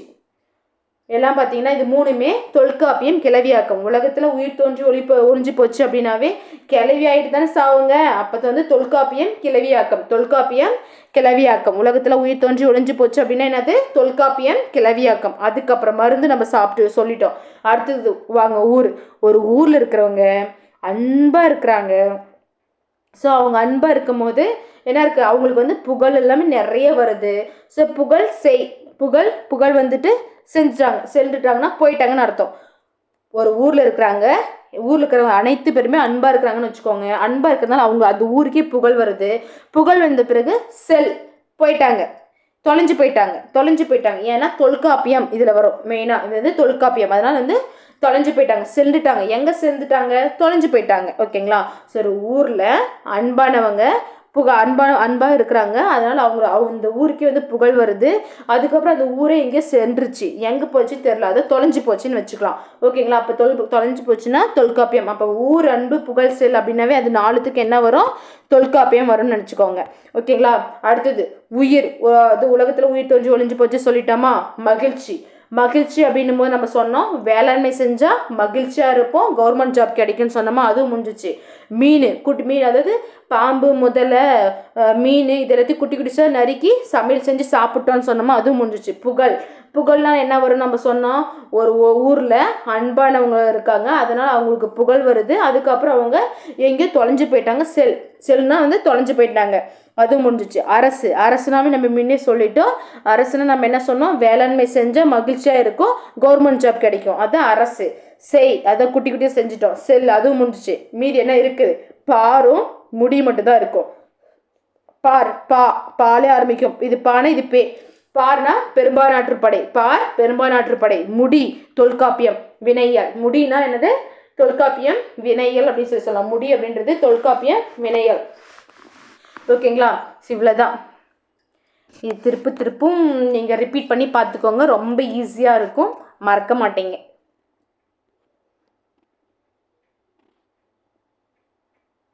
புக் பேக் கொஸ்டின்ஸ் பார்க்கலாம் வாங்க. அதுக்கு முன்னாடி நீண்ட காலம் நீ நீடு வாழ வேண்டும், வானம் தீண்டும் தூரம் நீ வளர்ந்து வாழ வேண்டும், அன்பு வேண்டும் அறிவு வேண்டும் பண்பு வேண்டும் பரிவு வேண்டும், 8 திக்கும் புகழ வேண்டும் எடுத்துக்காட்டு ஆக வேண்டும், உலகம் பார்க்க உனது பெயரை நிலவு தாளில் எழுத வேண்டும், சர்க்கரை தாழ்மில் அள்ளி தாலாட்டு நாள் சொல்லி வாழ்த்துகிறோம், பிறந்தநாள் வாழ்த்துக்கள் இனிய பிறந்தநாள் வாழ்த்துக்கள். அந்த பர்த்டே சாங் அப்படின்னாவே வந்து யார்? அறிவுமதி தாங்க பாடியிருப்பாங்க. பர்த்டே சாங் பண்ணது அறிவுமதி. புக் பேக் கொஸ்டின்ஸ் பாருங்க. தொன்மை என்னுடைய பொருள் கேட்குறாங்க. அப்போ தொன்மை அப்படின்னா வந்து இங்கே பழைமை தானே வரும். ஸோ தொன்மைனா பழைமை. இடப்புறம் பிரித்துறதுக்கு இடம் கூட்டல் புறம் இடப்புறம். சீரிழமை சீர்மை கூட்டல் இளமை சீரிழமை. சிலம்பு கூட்டல் அதிகாரம் சிலப்பதிகாரம். கணினி கூட்டல் தமிழ் கணினி தமிழ். தமிழ்மொழி போல் இனிதாவது எங்கும் காணோம் என்று பாடியவர் யாரு? பாரதியார். என்ற சொல்லின் பொருள் இங்க விலங்குதான் இருக்கு. நாம் சிந்திக்கவும் சிந்தித்ததை வெளிப்படுத்தவும் நமக்கு உதவுவது என்னதுங்க? மொழி. தமிழில் நமக்கு கிடைத்த மிக பழமையான இலக்கண நூல் தொல்காப்பியம். மொழியை கணினியில் பயன்படுத்த வேண்டுமெனில் அது டேஷ் அடிப்படையில் வடிவமைக்கப்பட வேண்டும். அது வந்து எண்கள் அடிப்படையில் தான், எண்கள் சொல்லுவோம். ஓகேங்களா? நம்பர்ஸ். எண்கள் அடிப்படையில் வடிவமைக்கப்பட வேண்டும். ஓகேங்களா? நெக்ஸ்ட் லெசன் பாருங்க. சிறகின் ஓசை. சிறகின் ஓசை அப்படின்னும் போது இதில் மெயினாக வலசை போதல். பறவைகள் வந்து வலசை போகிறதுல பற்றி தான் சொல்லியிருப்பாங்க. அதிகமாக நீர்வாழ் பறவைகள் மட்டுமே வலசை போகும். இந்த வலசை போகக்கூடிய பறவைகளில் பார்த்தீங்கன்னா உணவு, இருப்பிடம், தட்பவெப்பநிலை, இனப்பெருக்கம், இந்த 4 விஷயத்துக்காசரம் தான் அந்த பறவைகள் ஓரிடத்திலிருந்து இன்னொரு இடத்துக்கு இடமாற்றம் செய்யும். அந்த பறவைக்கான உணவு, இருப்பிடம், தட்பவெப்பநிலை, இனப்பெருக்கம், இந்த 4 மாற்றத்துக்கோசரம் மட்டுமே பறவைகள் வந்து இடம் விட்டு இடம் செல்கின்றன. இந்த இடவிட்டும் இடப்பெயர்த்துக்கு தான் வந்து வலசை போதல் சொல்லுவோம். அதுக்கப்புறம் சரி, எப்படி வலசை போகும்? அது எதை அடிப்படையாக வச்சு வலசை போகும் அப்படின்னா நிலா, நம்மளுடைய நிலவு, விண்மீன், புவியீர்ப்பு புலம். இந்த 3 அடிப்படையை வச்சுதான் என்ன பண்ணுது? பறவைகள் வலசை போகுது. பொதுவாக இந்த பறவைகள் வந்து வடக்கிலிருந்து தெற்காகவும் மேற்கிலிருந்து கிழக்காகவும் தான் வரும். ஓகேங்களா? பறவைகள் பார்த்தீங்கன்னா வடக்கிலிருந்து தெற்காகவும் மேற்கிலிருந்து கிழக்காகவும் தான் வந்து வலசை போகும் சொல்லுவாங்க. பறவைகள் தங்களுக்குன்னு சொல்லிட்டு ஒரு வழித்தடத்தை வந்து தேர்ந்தெடுத்து அந்த பாதையே என்ன பண்ணுமோ அது பறக்கின்றன. சில பறவைகள் ஒரு பறவை என்ன பண்ணோம்னா ஒரே வழித்தடத்தில் வந்து அதே வழித்தடத்தில் போயிடும். அந்த ஒரே வழியை மட்டும் வச்சிருக்க பறவைகளும் இருக்குது. ஒரு சில பறவைகள் அங்கே வந்து வலசை போகிறதுக்கு வருவதற்கு ஒரு வழியாகவும் போவதற்கு இன்னொரு வழியும் வச்சுருக்கோம். இது மாதிரி 2 வழிகளையும் வந்து பயன்படுத்தக்கூடிய பறவைகளும் இருக்குது அப்படின்னு சொல்லிட்டு சொல்கிறாங்க. ஓகேங்களா? அடுத்தது பாருங்கள். இந்த பயணம் செய்யும் போது சில வகை பறவைகளுக்கு இறை, ஓய்வு, இதுக்கோசரம் மட்டும்தான் ரெஸ்ட் எடுக்கும். மற்றபடிக்கு அது என்ன பண்ணணும்? அந்த இடத்துக்கு வர வரைக்கும் அது பறந்துட்டே இருக்குன்னு சொல்கிறாங்க. சரி, கப்பல் பறவைனா என்ன? சிறகு அடிக்காமல் கடலை கூட தாண்டி பறக்குமா. கப்பல் பறவைனா என்னது? சிறகை அடிக்காமல் கடலையும் தாண்டி பறக்கும் பறவை தான் என்னது? கப்பல் பறவை. அந்த கப்பல் பறவைக்கு இங்கிலீஷ்ல வேர்டு என்ன பார்த்தீங்கன்னா ஃப்ரிகேட் பேர்டு. ஃப்ரிகேட் பேர்டு அப்படின்றது என்னது? கப்பல் பறவை. ஃப்ரிகேட் பேர்டுன்றது கப்பல் பறவை. இது தரை இறங்காமல் 400 கிலோமீட்டர் வரை பறக்குமா. தரை இறங்காம 400 கிலோமீட்டர் வரை என்ன பண்ணும்? பறக்கும். அதனால தான் இதை நம்ம என்ன சொல்லலாம்? கப்பல் பறவைக்கான வேறு பெயர்கள் கொஸ்டின் கேட்கலாம். கப்பல் கூளைக்கடா கடற்கொள்ளை பறவை. கப்பல் கூளைக்கடா கடற்கொள்ளை பறவைன்னு சொல்லிட்டு சொல்லுவோம். ஓகேங்களா? கப்பல் பறவை சிறகடிக்காமல் கடலையும் தாண்டி பறக்கும். அதுக்கான இங்கிலீஷ் வேர்டு ஃப்ரிகேட் பேர்டு. இது தரையிறங்காமல் பறக்கும். 400 கிலோமீட்டர் வரைக்கும் தரையிறங்காமல் பறக்கும். இதற்கான வேறு பெயர்கள் கப்பல் கூளைக்கடா அல்லது கடற்கொள்ளை பறவை. ஓகேங்களா? அடுத்தது, இது வலசை போகும் பொழுது அதனுடைய உடலில் என்னென்ன மாற்றம்லாம் ஏற்படும்? 3 விஷயங்க. தலையில் சிறகு வளரும், இறகுகளின் நிறம் மாறும், உடலில் கற்றையாக முடி வளரும். இந்த 3 விஷயமும் நடக்கும். ஓகேங்களா? ஸோ அதனுடைய உருவத்தில் ஒரு சில மாற்றங்கள் ஏற்படுன்றாங்க. நம்ம தமிழகத்திற்கு வெளிநாட்டு பறவைகள் வலசை வந்திருக்கா? ஆமாம், வந்திருக்கு. அந்த செய்தி நமக்கு எப்படி தெரியும்? கிட்டத்தட்ட 1500 ஆண்டுகளுக்கு முன்பு வாழ்ந்தவர் யாருன்னா சத்திமுத்த புலவர். 1500 ஆண்டுகளுக்கு முன்பு வாழ்ந்தவர் யாரு? சக்திமுத்த புலவர்னு சொல்லுவோம். அந்த சக்திமுத்த புலவர் சொல்லுவாங்களாம், நாராய் நாராய் செங்கல் நாராய். சக்திமுத்த புலவர் சொல்றாராம், நாராய் நாராய் செங்கல் நாராய் அப்படின்னு சொல்லிட்டு செங்கல் நாராய் பறவைகள் வலசை வந்ததை பற்றி பாடலாக பாடியிருக்காரு. அந்த பாடலில் உள்ளது என்னன்னா, தென் திசை குமரி ஆடி வடதிசைக்கு ஏகுவீராயின் என்ற அடிகள் பறவைகள் நம்முடைய தமிழகத்திற்கு வலசை வந்திருக்குன்றதே தெரியுது. ஓகேங்களா? ஸோ நாராய் நாராய் செங்கல் நாராய் என்ற பாடலும் பாடியிருக்கு. அதே பாடலில் உள்ள தென் திசை குமரி ஆடி வடதிசைக்கு ஏகுவீராயின் அந்த லைன் நம்மளுடைய தமிழகத்துக்கு வந்துச்சுன்னு சொல்லிட்டும் சொல்றாங்க. ஓகேங்களா? அப்ப ஐரோப்பாவில் இருக்கக்கூடிய பறவை என்னன்னா செங்கல் நாரை. அந்த பறவைகள் தமிழகத்திற்கு வந்தது அப்படின்னு சொல்லிட்டு நமக்கான இதை சொல்றாங்க. அப்ப வெளிநாட்டு பறவைகளுக்கு நம்ம புகலிடமா நம்மளுடைய தமிழ்நாடு இருக்குன்றாங்க. வெளிநாட்டு பறவைகளுக்கு நம்மளுடைய தமிழ்நாடு புகலிடமாக உள்ளது. தற்போது வெகுவாக அழிந்து வரும் பறவை இனம் எது அப்படின்னா சிட்டுக்குருவி. தற்பொழுது வெகுவாக அழிந்து வரும் பறவை இனம் எது? சிட்டுக்குருவி. உருவத்தில் சிறிய இந்த பழுப்பு நிற பறவையை பார்த்தாலே ஆண் பெண் வேறுபாட்டை நம்மளால உணர முடியும். காரணம் எப்படின்னா, ஆண் குருவின் தொண்டை பகுதி கருப்பு நிறத்தில் இருக்கும். ஆண் குருவினுடைய தொண்டை பகுதி எப்படி இருக்கும்? கருப்பு நிறத்தில் இருக்கும். உடற்பகுதி அடற்பழுப்பா இருக்கும். ஆனால் பெண் குருவிக்கு பார்த்தீங்கன்னா உடல் முழுவதும் மங்கிய பழுப்பு இருக்கும். அடற்பழுப்பு ஆண்கள், அடற்பழு ஆண்கள். ஆண்களுக்கு தொண்டை பகுதியில் கருப்பு நிறம் இருக்கும். ஆனால் பெண் குருவிக்கு பார்த்தீங்கன்னா மங்கிய பழுப்பு இருக்கும். இந்த சிட்டுக்குருவி பார்த்தீங்கன்னா 10லேருந்து 13 வருஷம் தான் உயிர் வாழக்கூடியது. சிட்டுக்குருவி பார்த்தீங்கன்னா 10லேருந்து 13 வருஷம் தான் உயிர் வாழக்கூடியது. இந்த சிட்டுக்குருவிகள் கூடு கட்டி வாழும் பறவை. சிட்டுக்குருவி என்னது? கூடு கட்டி வாழும் பறவை என்னன்னு சொல்லலாம். இந்த கூடு கட்டும் காலத்துல சத்தமிட்டு கொண்டே கூடு கட்டுமா. அது மாதிரி கூடு கட்டிய பின்பு 3 அல்லது 6 முட்டைகள் 3 அல்லது 6 முட்டைகளிடம். அந்த முட்டைகளை 14 நாட்கள் அடைக்காக்கும். 15வது நாள் என்ன பண்ணும்? குஞ்சு பொரிக்கும். 3 அல்லது 6 நாட்கள் 6 குஞ்சுகளை பொரிக்க 3 அல்லது 6 முட்டைகளிடம். அதை 14 நாட்கள் அடைக்காக்கும். 15வது நாள் என்ன பண்ணும்? குஞ்சு பொரிக்கும் சொல்றோம். 10லேருந்து 13 ஆண்டுகள் அதனுடைய வாழ்நாள் அப்படின்னு சொல்லிட்டு நம்ம சொல்லலாம். ஓகேங்களா? துருவ பகுதியை தவிர, துருவ பகுதியில் மட்டும் இதால வாழ முடியாது. ஓகேங்களா? துருவ பகுதிகள் தவிர மனிதன் வாழும் எல்லா இடங்களிலும் சிட்டுக்குருவி வாழும். இந்தியா முழுவதுமே சிட்டுக்குருவி அதிகமாக நம்மளால பார்க்க முடியும். அதிகமாக இமயமலையில் கூட 4000 கிலோமீட்டர் உயரம் வரை கூட இது பறக்குன்றாங்க. இமயமலையில 4000 கிலோமீட்டர் உயரம் வரைக்கும் கூட அது வாழக்கூடியது அப்படின்றாங்க. இந்த சிட்டுக்குருவி அப்படின்னும் போது அதுக்கு தானியங்கள், புழுப்பூச்சிகள், மலர் அரும்புகள் இதெல்லாம் தான் அதுக்கு உணவாக இருக்குது. ஓகேங்களா? இது நம்ம முன்னே சொன்னோம், 10 முதல் 13 ஆண்டுகள் அது உயிர் வாழக்கூடியது. சிட்டாய் பறந்து விட்டாங்க அப்படின்னா அது ரொம்ப ரொம்ப ரொம்ப சுறுசுறுப்பானது, ரொம்ப வேகமாக பறக்கும். உருவத்தில் சிறியது தான், ஆனால் அது வேகமாக பறக்கக்கூடியது அப்படின்றாங்க. அதுக்கப்புறம் சிட்டுக்குருவி அழிவுக்கான காரணம் என்ன அப்படின்னு சொல்லி பார்த்தோம்னா, நம்மளுடைய மனிதர்கள் விவசாயத்தில் என்ன பயன்படுத்துகிறாங்க? பூச்சிக்கொல்லியை பயன்படுத்துகிறாங்க. அதனுடைய உணவு இந்த புழுக்கள் அப்படின்னு தானே சொன்னால், தானியங்கள், புழுக்கள், இளந்தளிர்கள், தேன்கள் இதுதான் அந்த சிட்டுக்குருவிக்கு பிடிக்கும். ஆனால் பூச்சிக்கொல்லியை நம்ம பயன்படுத்தும் போது அந்த குருவி அதெல்லாம் சாப்பிட்டு என்ன பண்ணுவோம்? அதில் வந்து பூச்சிப்புழுக்கள் இருக்காது, அதுக்கு வந்து எந்த ஒரு உணவுமே கிடைக்காம போகுது. ஸோ உணவு பற்றாக்குறை ஏற்படுது. ரெண்டாவது, நவீன கட்டிடங்களால் குருவிகள் கூடு கட்ட ஏற்ற இடம் இல்லை. நவீன கட்டிடம் வந்துருச்சு. அதே மாதிரி அந்த வேலியில் நிறையா மாற்றங்கள் வந்திருக்கு. அந்த வேலிகள் பாருங்கள், தற்காலத்தில் வந்து தாவர வேலிகளுக்கு மாற்றாக செயற்கை வேலி வந்திருக்கு. அதனாலையும் சிட்டுக்குருவிகளால் வாழ முடியல. ஓகேங்களா? ஸோ இது மாதிரி சிட்டுக்குருவிகள் ஓய்வெடுக்கு வந்து புதர் செடிகளும் அங்கே இல்லை. உணவுக்கு இருப்பிடத்திற்கு இதுக்கு வந்து நிறைய பஞ்சம் ஏற்படுறதுனால இந்த சிட்டுக்குருவிகள் வந்து மற்ற பறவைகள் வந்து போட்டியிட்டு அதனால வாழ முடியாமல் போயிடுச்சு அப்படின்றாங்க. ஸோ சப்போஸ் இனிமேலுக்கு நம்ம வந்து அதை இருக்கிறதாவது தக்க வச்சுக்கணும்னா என்ன பண்ணணும்? ஆள் அரசு மரங்கள், இந்த அவரை புடலை போன்ற கொடிகளையும் மரங்களையும் நம்ம வந்து வளர்க்கணும். நமது மண்ணுக்கு ஏற்றவாறு பிற வகை உள்ளூர் தாவரங்களை வந்து அதிகமாக வளர்க்கணும். தோட்டங்களிலும் வயல்களிலும் வந்து செயற்கை உரங்கள் பூச்சிக்கொல்லி பயன்படுத்துவதை வந்து நம்ம தவிர்க்கணும் அப்படின்னு சொல்லி சொல்கிறாங்க. ஒன்று உரங்களை தவிர்க்கணும், ரெண்டாவது வேலிகளை அமைக்கிறத விட்டுட்டு நிறைய ஆள் அரசு மாப்பழம் நல்ல பெரிய பெரிய மரங்களையும் கொடிகளையும் வந்து அதிகமாக நம்ம பயன்படுத்தணும் அப்படின்னு சொல்லிட்டு சொல்கிறாங்க. அதுக்கப்புறம் காக்கை குருவிகள் எங்கள் ஜாதி என்று சொல்லி சொன்னது யாரு? பாரதியார். காக்கை குருவிகள் எங்கள் ஜாதின்னு சொல்லி சொன்னவங்க யாருங்க? பாரதியார். இந்தியாவின் பறவை மனிதன் யாரு? இன்றைய பறவையியல் ஆய்வாளர்களுக்கு முன்னோடியாக திகழ்ந்தவர் தான் டாக்டர் சலீம் அலி. தம் வாழ்நாள் முழுவதும் பறவைகளை பற்றி ஆராய்ச்சி செய்வதில் அவரை வந்து படம் பிடிப்பதில் ஈடுபட்டார் அப்படின்றாங்க. அதனால் அவரை வந்து இந்தியாவின் பறவை மனிதர் அப்படின்னு சொல்லி சொல்றாங்க.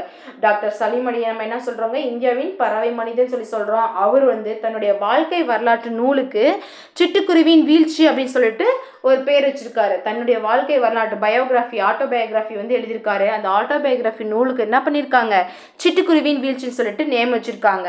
த fall of sparrow, the fall of sparrow அப்படின்னு சொல்லிட்டு நேம் வச்சிருக்காருன்னு சொல்லலாம். ஓகேங்களா? நெக்ஸ்ட் பாருங்க, மனிதன் இல்லாத உலகில் பறவைகள் வாழ முடியும், ஆனால் பறவைகள் இல்லாத உலகில் மனிதன் வாழ முடியாது. மனிதன் இல்லாத உலகில் பறவைகள் வாழ முடியும், ஆனால் பறவைகள் இல்லாத உலகில் மனிதன் வாழ முடியாது. யார் சொன்னாங்க இந்த லைன்ஸை? டாக்டர் சலீம் அலி. அதான் பறவையியல் ஆய்வாளர் டாக்டர் சலீம் அலின்னு சொல்லி சொல்லலாம். உண்மையை வந்து நாமும் உணர்ந்து என்ன பண்ணுவோம்? இயற்கைக்கு போற்றி பறவைகளை வந்து காப்போம் அப்படின்றாங்க. அது மட்டும் இல்லாமல் ஆர்டிகாலான்ற எப்படி நம்ம முன்ன வந்து கப்பல் பறவை நம்ம ஒன்று பார்த்தோம் இல்லையா? அதே மாதிரி ஆர்டிகாலா வந்து உலகிலேயே நெடுந்தொலைவு வந்து பறக்கக்கூடிய பறவை, பயணம் செய்யக்கூடிய பறவை. எவ்வளோ தொலைவு பயணம் செய்யும்?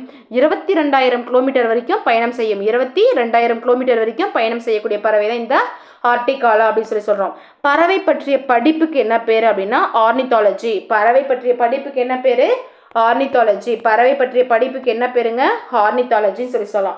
உலக சிட்டுக்குருவி தினம் எது அப்படின்னா மார்ச் 20. உலக சிட்டுக்குருவி தினம் எது?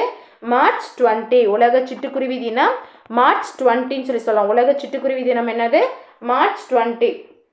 இந்த 20லேருந்து பார்த்தீங்கன்னா ஒரு அஞ்சு டேட் வந்து கரெக்டாக நம்ம ஞாபகம் வச்சுக்கலாம். பார்த்தீங்கன்னா 20, 21, 22, 23, 24. ஓகேங்களா? சிட்டுக்குருவி காட்டுக்கு தண்ணி குடிக்க போச்சோம். சிட்டுக்குருவி காட்டுக்கு தண்ணி குடிக்க போச்சோம். காலநிலை மாற்றத்தால காசநோய் வந்துருச்சான். காலநிலை மாற்றத்தால காசநோய் வந்துச்சான். மார்ச் 20 சிட்டுக்குருவி தினம், மார்ச் 21 காடுகள் தினம், மார்ச் 22 பார்த்தீங்கன்னா தண்ணீர் தினம், மார்ச் 23 பார்த்தீங்கன்னா காலநிலை தினம், காலநிலை மாற்றத்திற்கான தினம், மார்ச் 24 பார்த்தீங்கன்னா காசநோய் தினம். ஸோ சிட்டுக்குருவி காட்டுக்கு தண்ணி குடிக்க போச்சான், காலநிலை மாற்றத்தால் காசநோய் வந்துருச்சான். ஓகேங்களா? ஸோ இந்த ஸ்டோரி ஞாபகம் வச்சுக்கலாம். இந்த 5 டேட்டுமே நம்ம அழகாக ஞாபகம் வச்சுக்கலாங்க. அடுத்தது வந்து புக் பேக் கொஸ்டின்ஸ். ஓகேங்களா? தட்ப வெப்பம் இச்சொல்லை பிரித்து எழுதுக. தட்பம் கூட்டல் வெப்பம். வேதியுரங்கள் பிரித்து எழுதுகள். வேதி கூட்டல் உரங்கள், வேதியுரங்கள். தரை கூட்டல் இறங்கும், தரை இறங்கும். தரை கூட்டல் இறங்கும், தரை இறங்கும். நெக்ஸ்ட் பாருங்க, வழி கூட்டல் தடம், வழித்தடம். வழி கூட்டல் தடம், வழித்தடம் சொல்லி சொல்லுவாங்க. சிட்டுக்குருவி வாழ முடியாத பகுதி எது?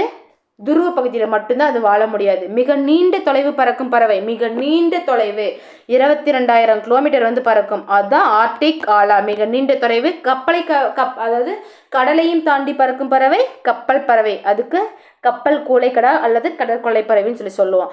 பறவைகள் வலசை போவதை பற்றி பாடிய தமிழ் புலவர் யாருன்னு கேட்குறாங்க. சக்தி முத்த புலவர் தான் வந்து தமிழ் புலவர். பறவைகள் இடம்பெயர்வதற்கு டேஸ் என்று பெயர்? வலசை போதல். பறவைகள் எதுக்கு இடம்பெயரும்? வலசை போதல். இந்தியாவின் பறவை மனிதன் யாருன்னு கேட்குறாங்க. இந்தியாவின் பறவை மனிதன் யார்? டாக்டர் சலீம் அலி. இந்தியாவின் பறவை மனிதன் யாரு?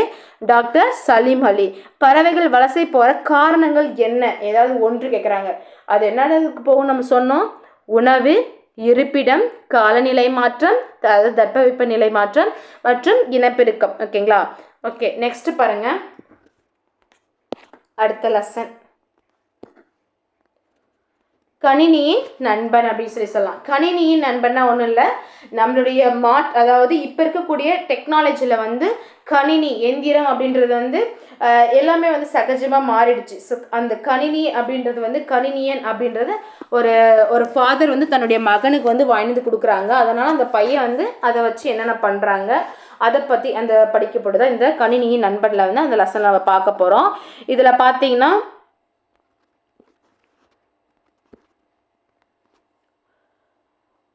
மெயினாக கொஷின் பாயிண்ட் ஆஃப் மட்டும் நம்ம பார்த்துட்டு போகலாம்.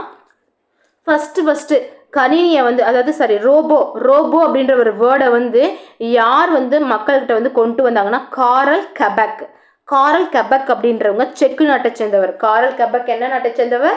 செக்கு நாட்டை சேர்ந்தவர். இவர் 1920ஆம் ஆண்டு ஒரு நாடகம் ஒன்றை எழுதினார். அந்த நாடகத்தில் தான் ரோபோ அப்படின்ற ஒரு சொல்லை வந்து பயன்படுத்துகிறாரு முதல்ல. அந்த ரோபோ அப்படின்ற சொல்லுக்கு வந்து அடிமை என்பது பொருள். ரோபோ என்ற சொல்லுக்கு அடிமை என்பது பொருள். இவ்வளோதாங்க கொஷின்.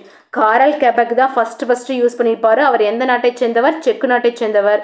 எந்த வருடம்? 1920 ஒரு நாடகம் எழுதுறாரு. அந்த நாடகத்துக்கு பேர் என்னது? நாடகத்தில் என்ன ஆட் பண்ணுறாங்க? ரோபோ அப்படின்ற ஒரு வேர்டு.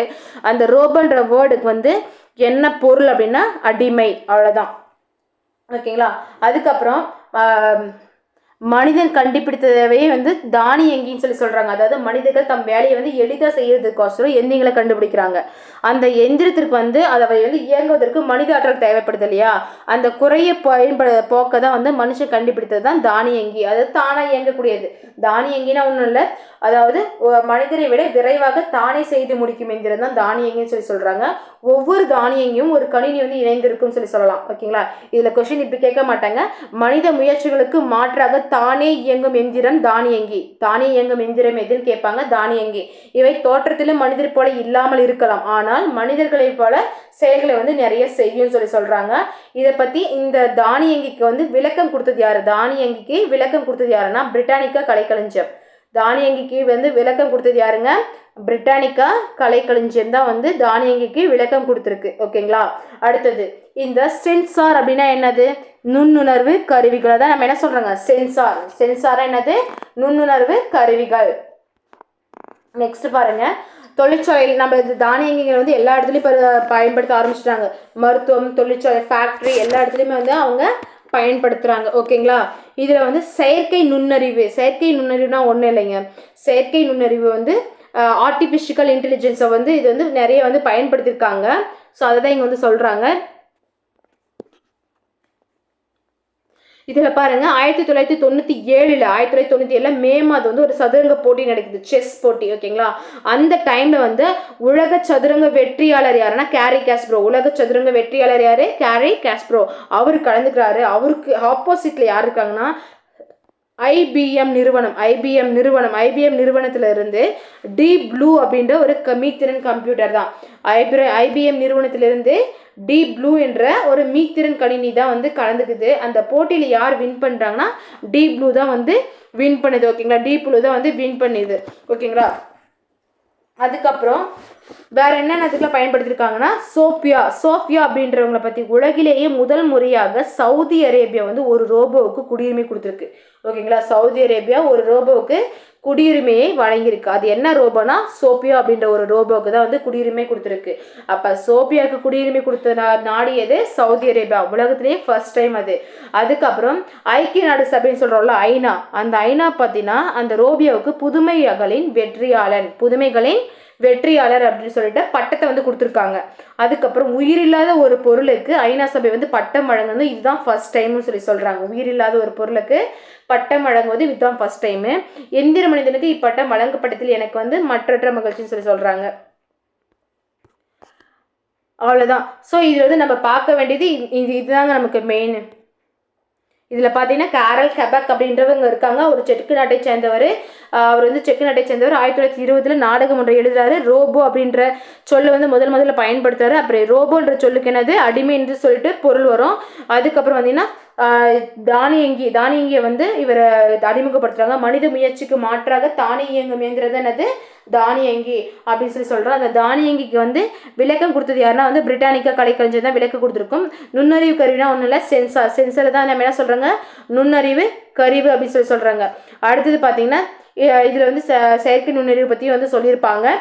நெக்ஸ்ட் பாருங்க 1997 மே மாதம் சதுரங்க போட்டி நடக்குது. அதில் வந்து உலக சதுரங்க போட்டியாளர் யாரு கேரி காஸ்பரோவு. IBM நிறுவனம் வந்து என்ன கம்ப்யூட்டர் உருவாக்குது டீப் ப்ளூ. இந்த போட்டியில் யார் வின் பண்ணுறாங்க டீப் ப்ளூ தான் வின் பண்ணிருக்கோம். சவுதி அரேபியாவுக்கு வந்து உலகிலேயே முதல் முறையாக யாருக்கு குடியுரிமை கொடுத்துச்சு சோஃபியா அப்படின்ற ஒரு ரோபோக்கு கொடுத்துருக்கோம். அதே மாதிரி ஐநா சபை வந்து சோபியாக்கு என்ன கொடுத்துருக்கு புதுமைகளின் வெற்றியாளர் என்ற பட்டத்தை கொடுத்துருக்கு. அப்போ முதல் ஐநா சபை வந்து உயிர் இல்லாத ஒரு எந்திரத்துக்கு வந்து பட்டம் வழங்குவது இதுவே வந்து முதல் முறை அப்படின்னு சொல்லிட்டு சொல்றாங்க. ஓகேங்களா. நெக்ஸ்ட் இது வந்து புக் பேக் கொஸ்டின்ஸ் பாருங்க. நுட்பமாக சிந்தித்து அறிவது என்னது அப்படின்னு கேட்குறாங்க. நுட்பமாக சிந்திப்பது அப்படின்னாவே நுண்ணறிவு தானே. தானே இயங்கும் இயந்திரம் தானியங்கி. நின்றிருந்த பிரித்து எழுதுக. நின்று கூட்டல் இருந்த நின்றிருந்த. அவ்வுருவம் ஆ கூட்டல் உருவம் அவ்வுருவம். மருத்துவம் கூட்டல் துறை மருத்துவ துறை. ஓகேங்களா. நெக்ஸ்ட் செயல் கூட்டல் இலக்க செயல் இலக்க. நீக்குதல் என்பது எதிர்ச்சொல். நீக்குதல் அப்படின்னா என்னது சேர்த்தல். எளிது அரிது எல்லாமே எதிர்ச்சொல் தான் கேட்டிருக்காங்க. மனிதன் தன் வேலையை எளிதாக்க கண்டுபிடித்தது என்னது எந்திரம். ஓகேவா. மனிதன் வந்து தன்னுடைய வேலையை எளிதாக்க கண்டுபிடித்தவை என்னது எந்திரம் சொல்லலாம். தானியங்கிகளுக்கும் எந்திர மனிதனுக்கும் இடையே உள்ள வேறுபாடு என்னது சென்சார் நுண்ணறிவுன்னு சொல்றோம் இல்லையா செயற்கை நுண்ணறிவு. அந்த செயற்கை நுண்ணறிவு தான் என்னது இந்த தானியங்கிக்கும் எந்திர மனிதனுக்கும் உள்ள டிஃபரன்ஷியேட்னு சொல்றாங்க. உலக சதுரங்க வீரனை வெற்றி கண்ட மீத்திரன் கணினி பேர் என்னன்னு கேட்குறாங்க. டீப் ப்ளூ தான் என்னது உலக சதுரங்க போட்டியில வந்து வெற்றி பெற்றது. சோஃபியா என்ற ரோபோவுக்கு வந்து குடியுரிமை வழங்கிய நாடு எதுன்னு கேட்குறாங்க. சவுதி அரேபியா தான் என்ன பண்ணிருக்கோம் சோஃபியாவுக்கு குடியுரிமை வழங்கியிருப்பாங்க. அடுத்த லெசன் கல்வி கண் திறந்தவர் யாரு காமராசர் நம்ம என்ன சொல்லுவாங்க கல்வி கண் திறந்தவர் காமராசர் சொல்லுவோம். இவங்க பார்த்தீங்கன்னா 50,000 பள்ளிகளை வந்து திறக்க முடிவு செஞ்சுருப்பாங்க. இவர் ஆட்சிக்கு வரும்போது நாடு முழுக்க வந்து 5,000 பள்ளிகளை வந்து திறக்கணும், அதுதான் அவருடைய நோக்கமாக இருந்திருக்கும். ஓகேங்களா. இவர் வந்து படிக்காத மேதை வந்து நம்மளுடைய காமராஜர். இவர் வந்து பரமக்குடி, அதாவது இவர் என்ன சொல்லியிருப்பாருங்கன்னா 1 மைல் தூரத்தில் 1 மைல் 3 மைல் 5 மைல் 1 மைல் தூரத்துக்கு வந்து ஆரம்ப பள்ளினும் 3 மைல் தூரத்துக்கு நடுநிலை பள்ளினும் 5 மைல் தூரத்துக்கு வந்து உயர்நிலை பள்ளின்னு சொல்லிட்டு பிளான் பண்ணியிருப்பாரு. ஓகேங்களா. நாடு முழுவதும் 15,000 ஸ்கூல்ஸை வந்து ஓப்பன் பண்ணணும்னு சொல்லியிருப்பாரு. அந்த ஸ்கூல்ஸ் எல்லாமே 1 மைலுக்கு ஆரம்ப பள்ளி, 3 மைலுக்கு நடுநிலை பள்ளி, 5 மைலுக்கு உயர்நிலை பள்ளின்னு சொல்லிட்டு பிரித்து சொல்லியிருப்பாரு. அதுக்கப்புறம் இவர் வந்து ஒரு வேளை உணவாவது அவங்களுக்கு வழங்க வேண்டும் சொல்லிட்டு அந்த மதிய உணவு திட்டத்தையும் வந்து அவர் என்ன பண்ணியிருப்பாரு கொண்டு வந்திருப்பாரு. ஏன்னா ஒரு கிளாஸ்ல வந்து ஒரு பையன் வந்து மயங்கி விழுந்துட்டு இருக்கும். ஓகேங்களா. மயங்கி விழுந்தோடனே ஏன் என்னன்னு கேட்கும்போது அவன் சாப்பிடலன்னு தெரியுது, சாப்பாடு கோசம் தான் அங்கே சாப்பிடலன்னு தெரியுது. அதனால இவர் என்ன பண்ணாருன்னா ஒருவேளை உணவாவது பசங்களுக்கு கொடுக்கணும் அப்படின்னு சொல்லிட்டு தான் மதிய உணவு திட்டத்தை வந்து இவர் கொண்டு வந்திருப்பாரு. ஓகேங்களா. அதுக்கப்புறம் பரமக்குடியில வந்து தரைப்பாலத்துக்கு போயிருப்பாரு. அங்கே பார்க்கும்போது அங்கே வந்து கொஞ்சம் பசங்க என்ன பண்ணுவாங்கன்னா ஸ்கூலுக்கு போகாமல் ஆடு மாடுகளை வந்து மேய்ச்சிட்டு இருப்பாங்க. ஏன் பசங்களா போகல அப்படின்னு சொல்லி கேட்கும்போது காரணம் வந்து இங்கே ஸ்கூல் இல்லை, எங்களுக்கு வந்து இந்த ஆற்றை தாண்டி எங்களால் அந்த சைடு போக முடியாது அப்படின்னு சொன்ன உடனே அவங்க வந்து கேட்டு உடனே இவருக்கு என்ன பண்ணுறாரு ஆற்றுக்கு இந்த சைடு ஒரு வந்து ஸ்கூலை வந்து நீங்கள் கட்டித்தரணும்னு சொல்ல உடனே அந்த ஆடு மேய்க்கும் சிறுவர்களும் ரொம்ப ஹாப்பி ஆகிட்டு ஸ்கூலுக்கு போக ஆரம்பிச்சிட்டாங்க. இது மாதிரிலாம் வந்து நிறைய விஷயம் செஞ்சுருப்பாரு. நமக்கு கொஸ்டின் பாயிண்ட் ஆஃப் வியூ பார்த்தீங்கன்னா இந்த இடத்துல தான் இருக்குவாங்க.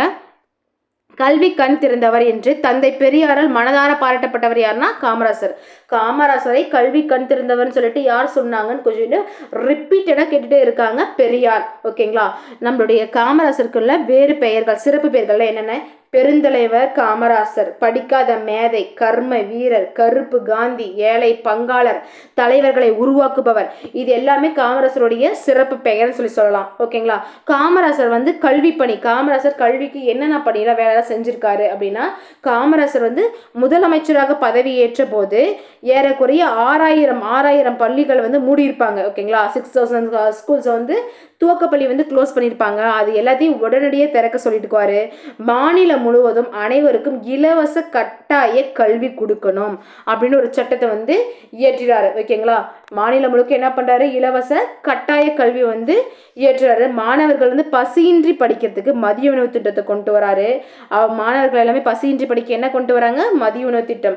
அதுக்கப்புறம் நம்மளுடைய பள்ளிகளில் ஏற்றத்தாழ்வின்றி குழந்தைகள் வந்து கல்வி கற்கணும் அப்படின்னு சொல்லிட்டு சீருடை திட்டத்தையும் கொண்டு வராரு. கிட்டத்தட்ட பள்ளிகள் வசதிகளை வந்து பெருக்க பள்ளி சீரமைப்பு மாநாடு ஒன்றையும் நடத்துறாரு. இவர் என்னென்ன விஷயம்லாம் செஞ்சிருக்காரு அப்படின்னு சொல்லி பார்த்தோம்னா, நம்மளுடைய காமராசர் முதலமைச்சர் ஆன உடனே க்ளோஸ் பண்ணியிருந்த 6000 துவக்க பள்ளியும் ஓப்பன் பண்ணிட்டாரு. அதுக்கு மட்டும் இல்லாமல் எல்லாருமே இலவச கட்டாய கல்வி வந்து படிக்கணும் அப்படின்னு சொல்லிட்டு ஆர்டர் போறாரு. 3வது விஷயம் பாருன்னா, பசி இருக்கக்கூடிய பசியின்றி எல்லாரும் மாணவர்கள் படிக்கணும்னு சொல்லிட்டு மதிய உணவு திட்டத்தை கொண்டு வராரு. அதே மாதிரி மாணவர்கள் வந்து ஏற்றத்தாழ்வின்றி வாழணும் அப்படின்னு சொல்லிட்டு சீருடை திட்டத்தையும் கொண்டு வராரு. இது மாதிரி பள்ளிகளின் வசதிகளை பெருக்க பள்ளி சீரமைப்பு மாநாட்டையும் வந்து என்ன பண்றாரு, அவரு நடத்துறாரு. இது மாதிரி நிறைய விஷயத்தை வந்து செஞ்சிருக்காரு. நம்ம தமிழ்நாட்டில் பல கிளை நூலகங்களை வந்து தொடங்கி வச்சு நம்மளுடைய காமராசர் சொல்லலாம். அது மட்டும் இல்லாமல் மாணவர்களுக்கு உயர்கல்வி பெறுவதற்கோசரம் பொறியியல் கல்லூரிகள், மருத்துவ கல்லூரிகள், கால்நடை மருத்துவக் கல்லூரி, ஆசிரியர் பயிற்சி நிறுவனம் இது எல்லாத்தையும் புதிதாக துவங்கினார். நம்ம தமிழ்நாட்டில் பல கிளை நூலகங்களையும் வந்து துவங்கி வச்சார் அப்படின்னு சொல்லிட்டு சொல்றாங்க. ஸோ கல்வி புரட்சிக்கு வித்திட்டவர் தான் நம்மளுடைய காமராசர் சொல்லிட்டு அவர் வந்து ரொம்ப பெருமையாக சொல்றாங்க. ஓகேங்களா? சரி, நம்ம காமராசர் நமக்கு இவ்வளோலாம் செஞ்சார் இல்லையா? காமராசருக்கு நம்மளுடைய தமிழ்நாடு அரசு என்ன பண்ணுச்சு, நாம் என்ன பண்ணோம், இதுதான். ஸோ நம்மளுடைய மதுரை பல்கலைக்கழகம் இருக்கு இல்லையா, அந்த மதுரை பல்கலைக்கழகத்துக்கு மதுரை காமராசர் பல்கலைக்கழகம் சொல்லிட்டு பெயர் மாற்றிருக்காங்க. மதுரை பல்கலைக்கழகத்தை மதுரை காமராசர் பல்கலைக்கழகமா என்ன பண்ணியிருக்காங்க, பெயர் மாற்றம் செய்திருக்காங்க. ஓகேங்களா? அடுத்தது நடுவண் அரசு பார்த்தீங்கன்னா 1976 பாரத ரத்னா விருது கொடுத்துருக்காங்க. நம்ம காமராசருக்கு எப்போ பாரத ரத்னா விருது கொடுத்தாங்க, 1976. நம்மளுடைய காமராசர் வாழ்ந்த இந்த சென்னை இல்லமும் விருதுநகர் இல்லமும் நம்மளுடைய அரசுடைமையாக்கப்பட்டு நினைவு இல்லமாக மாற்றிட்டாங்க. ஓகேங்களா? நம்மளுடைய காமராசருடைய நினைவு இல்லம் சென்னை இல்லமும் விருதுநகர் இல்லம் இருக்கு இல்லையா, அந்த 2 இல்லத்தையும் என்ன பண்ணியிருக்காங்க, அரசுடைமையாக்கப்பட்டு அது வந்து நினைவு இல்லமாக வந்து மாற்றிட்டாங்க அப்படின்றாங்க. சென்னை மெரினா கடற்கரையில் நம்மளுடைய காமராசருக்கு சிலை வச்சுருக்காங்க. சென்னை மெரினா கடற்கரையில் காமராசருக்கு சிலை வச்சிருக்காங்க. நம்ம சென்னையில் உள்ள உள்நாட்டு விமான நிலையத்துக்கு காமராசருடைய பெயரை சுட்டி காமராசர் உள்நாட்டு விமான நிலையம்னு பெயர் வச்சிருக்காங்க. கன்னியாகுமரியில் பார்த்தீங்கன்னா காமராசருக்கு மணிமண்டபம் 2/10/2000 இதில் ப்ரீவியஸ் இயர் கொஸ்டின் பேப்பரில் எல்லாமே கேட்டிருக்காங்க. ஸோ 2/10/2000 ஆண்டு வந்து கன்னியாகுமரியில் வந்து காமராசருக்கான மணிமண்டபம் அமைச்சிருக்காங்க. அது மட்டும் இல்லாமல் ஆண்டுதோறும் காமராசர் பிறந்த நாளை ஜூலை 15 இருக்கு இல்லைங்களா, அந்த ஜூலை 15ஆம் நாளை நம்ம என்ன சொல்கிறோம், கல்வி வளர்ச்சி நாளாக வந்து நம்ம கொண்டாடி வருகின்றோம். ஸோ இவருக்கு நம்மளுடைய அரசோ இல்லை நம்ம தமிழ்நாடு என்னென்ன விஷயம்லாம் செஞ்சுருக்குன்னா ஒரு 7 விஷயம் ஞாபகம் வச்சுக்கோங்க. மதுரை பல்கலைக்கழகம் மதுரை காமராசர் பல்கலைக்கழகமாக பெயர் மாற்றம் செய்யப்பட்டது. நடுவண் அரசு அவருக்கு 1976 பாரத ரத்னா விருது கொடுக்குது.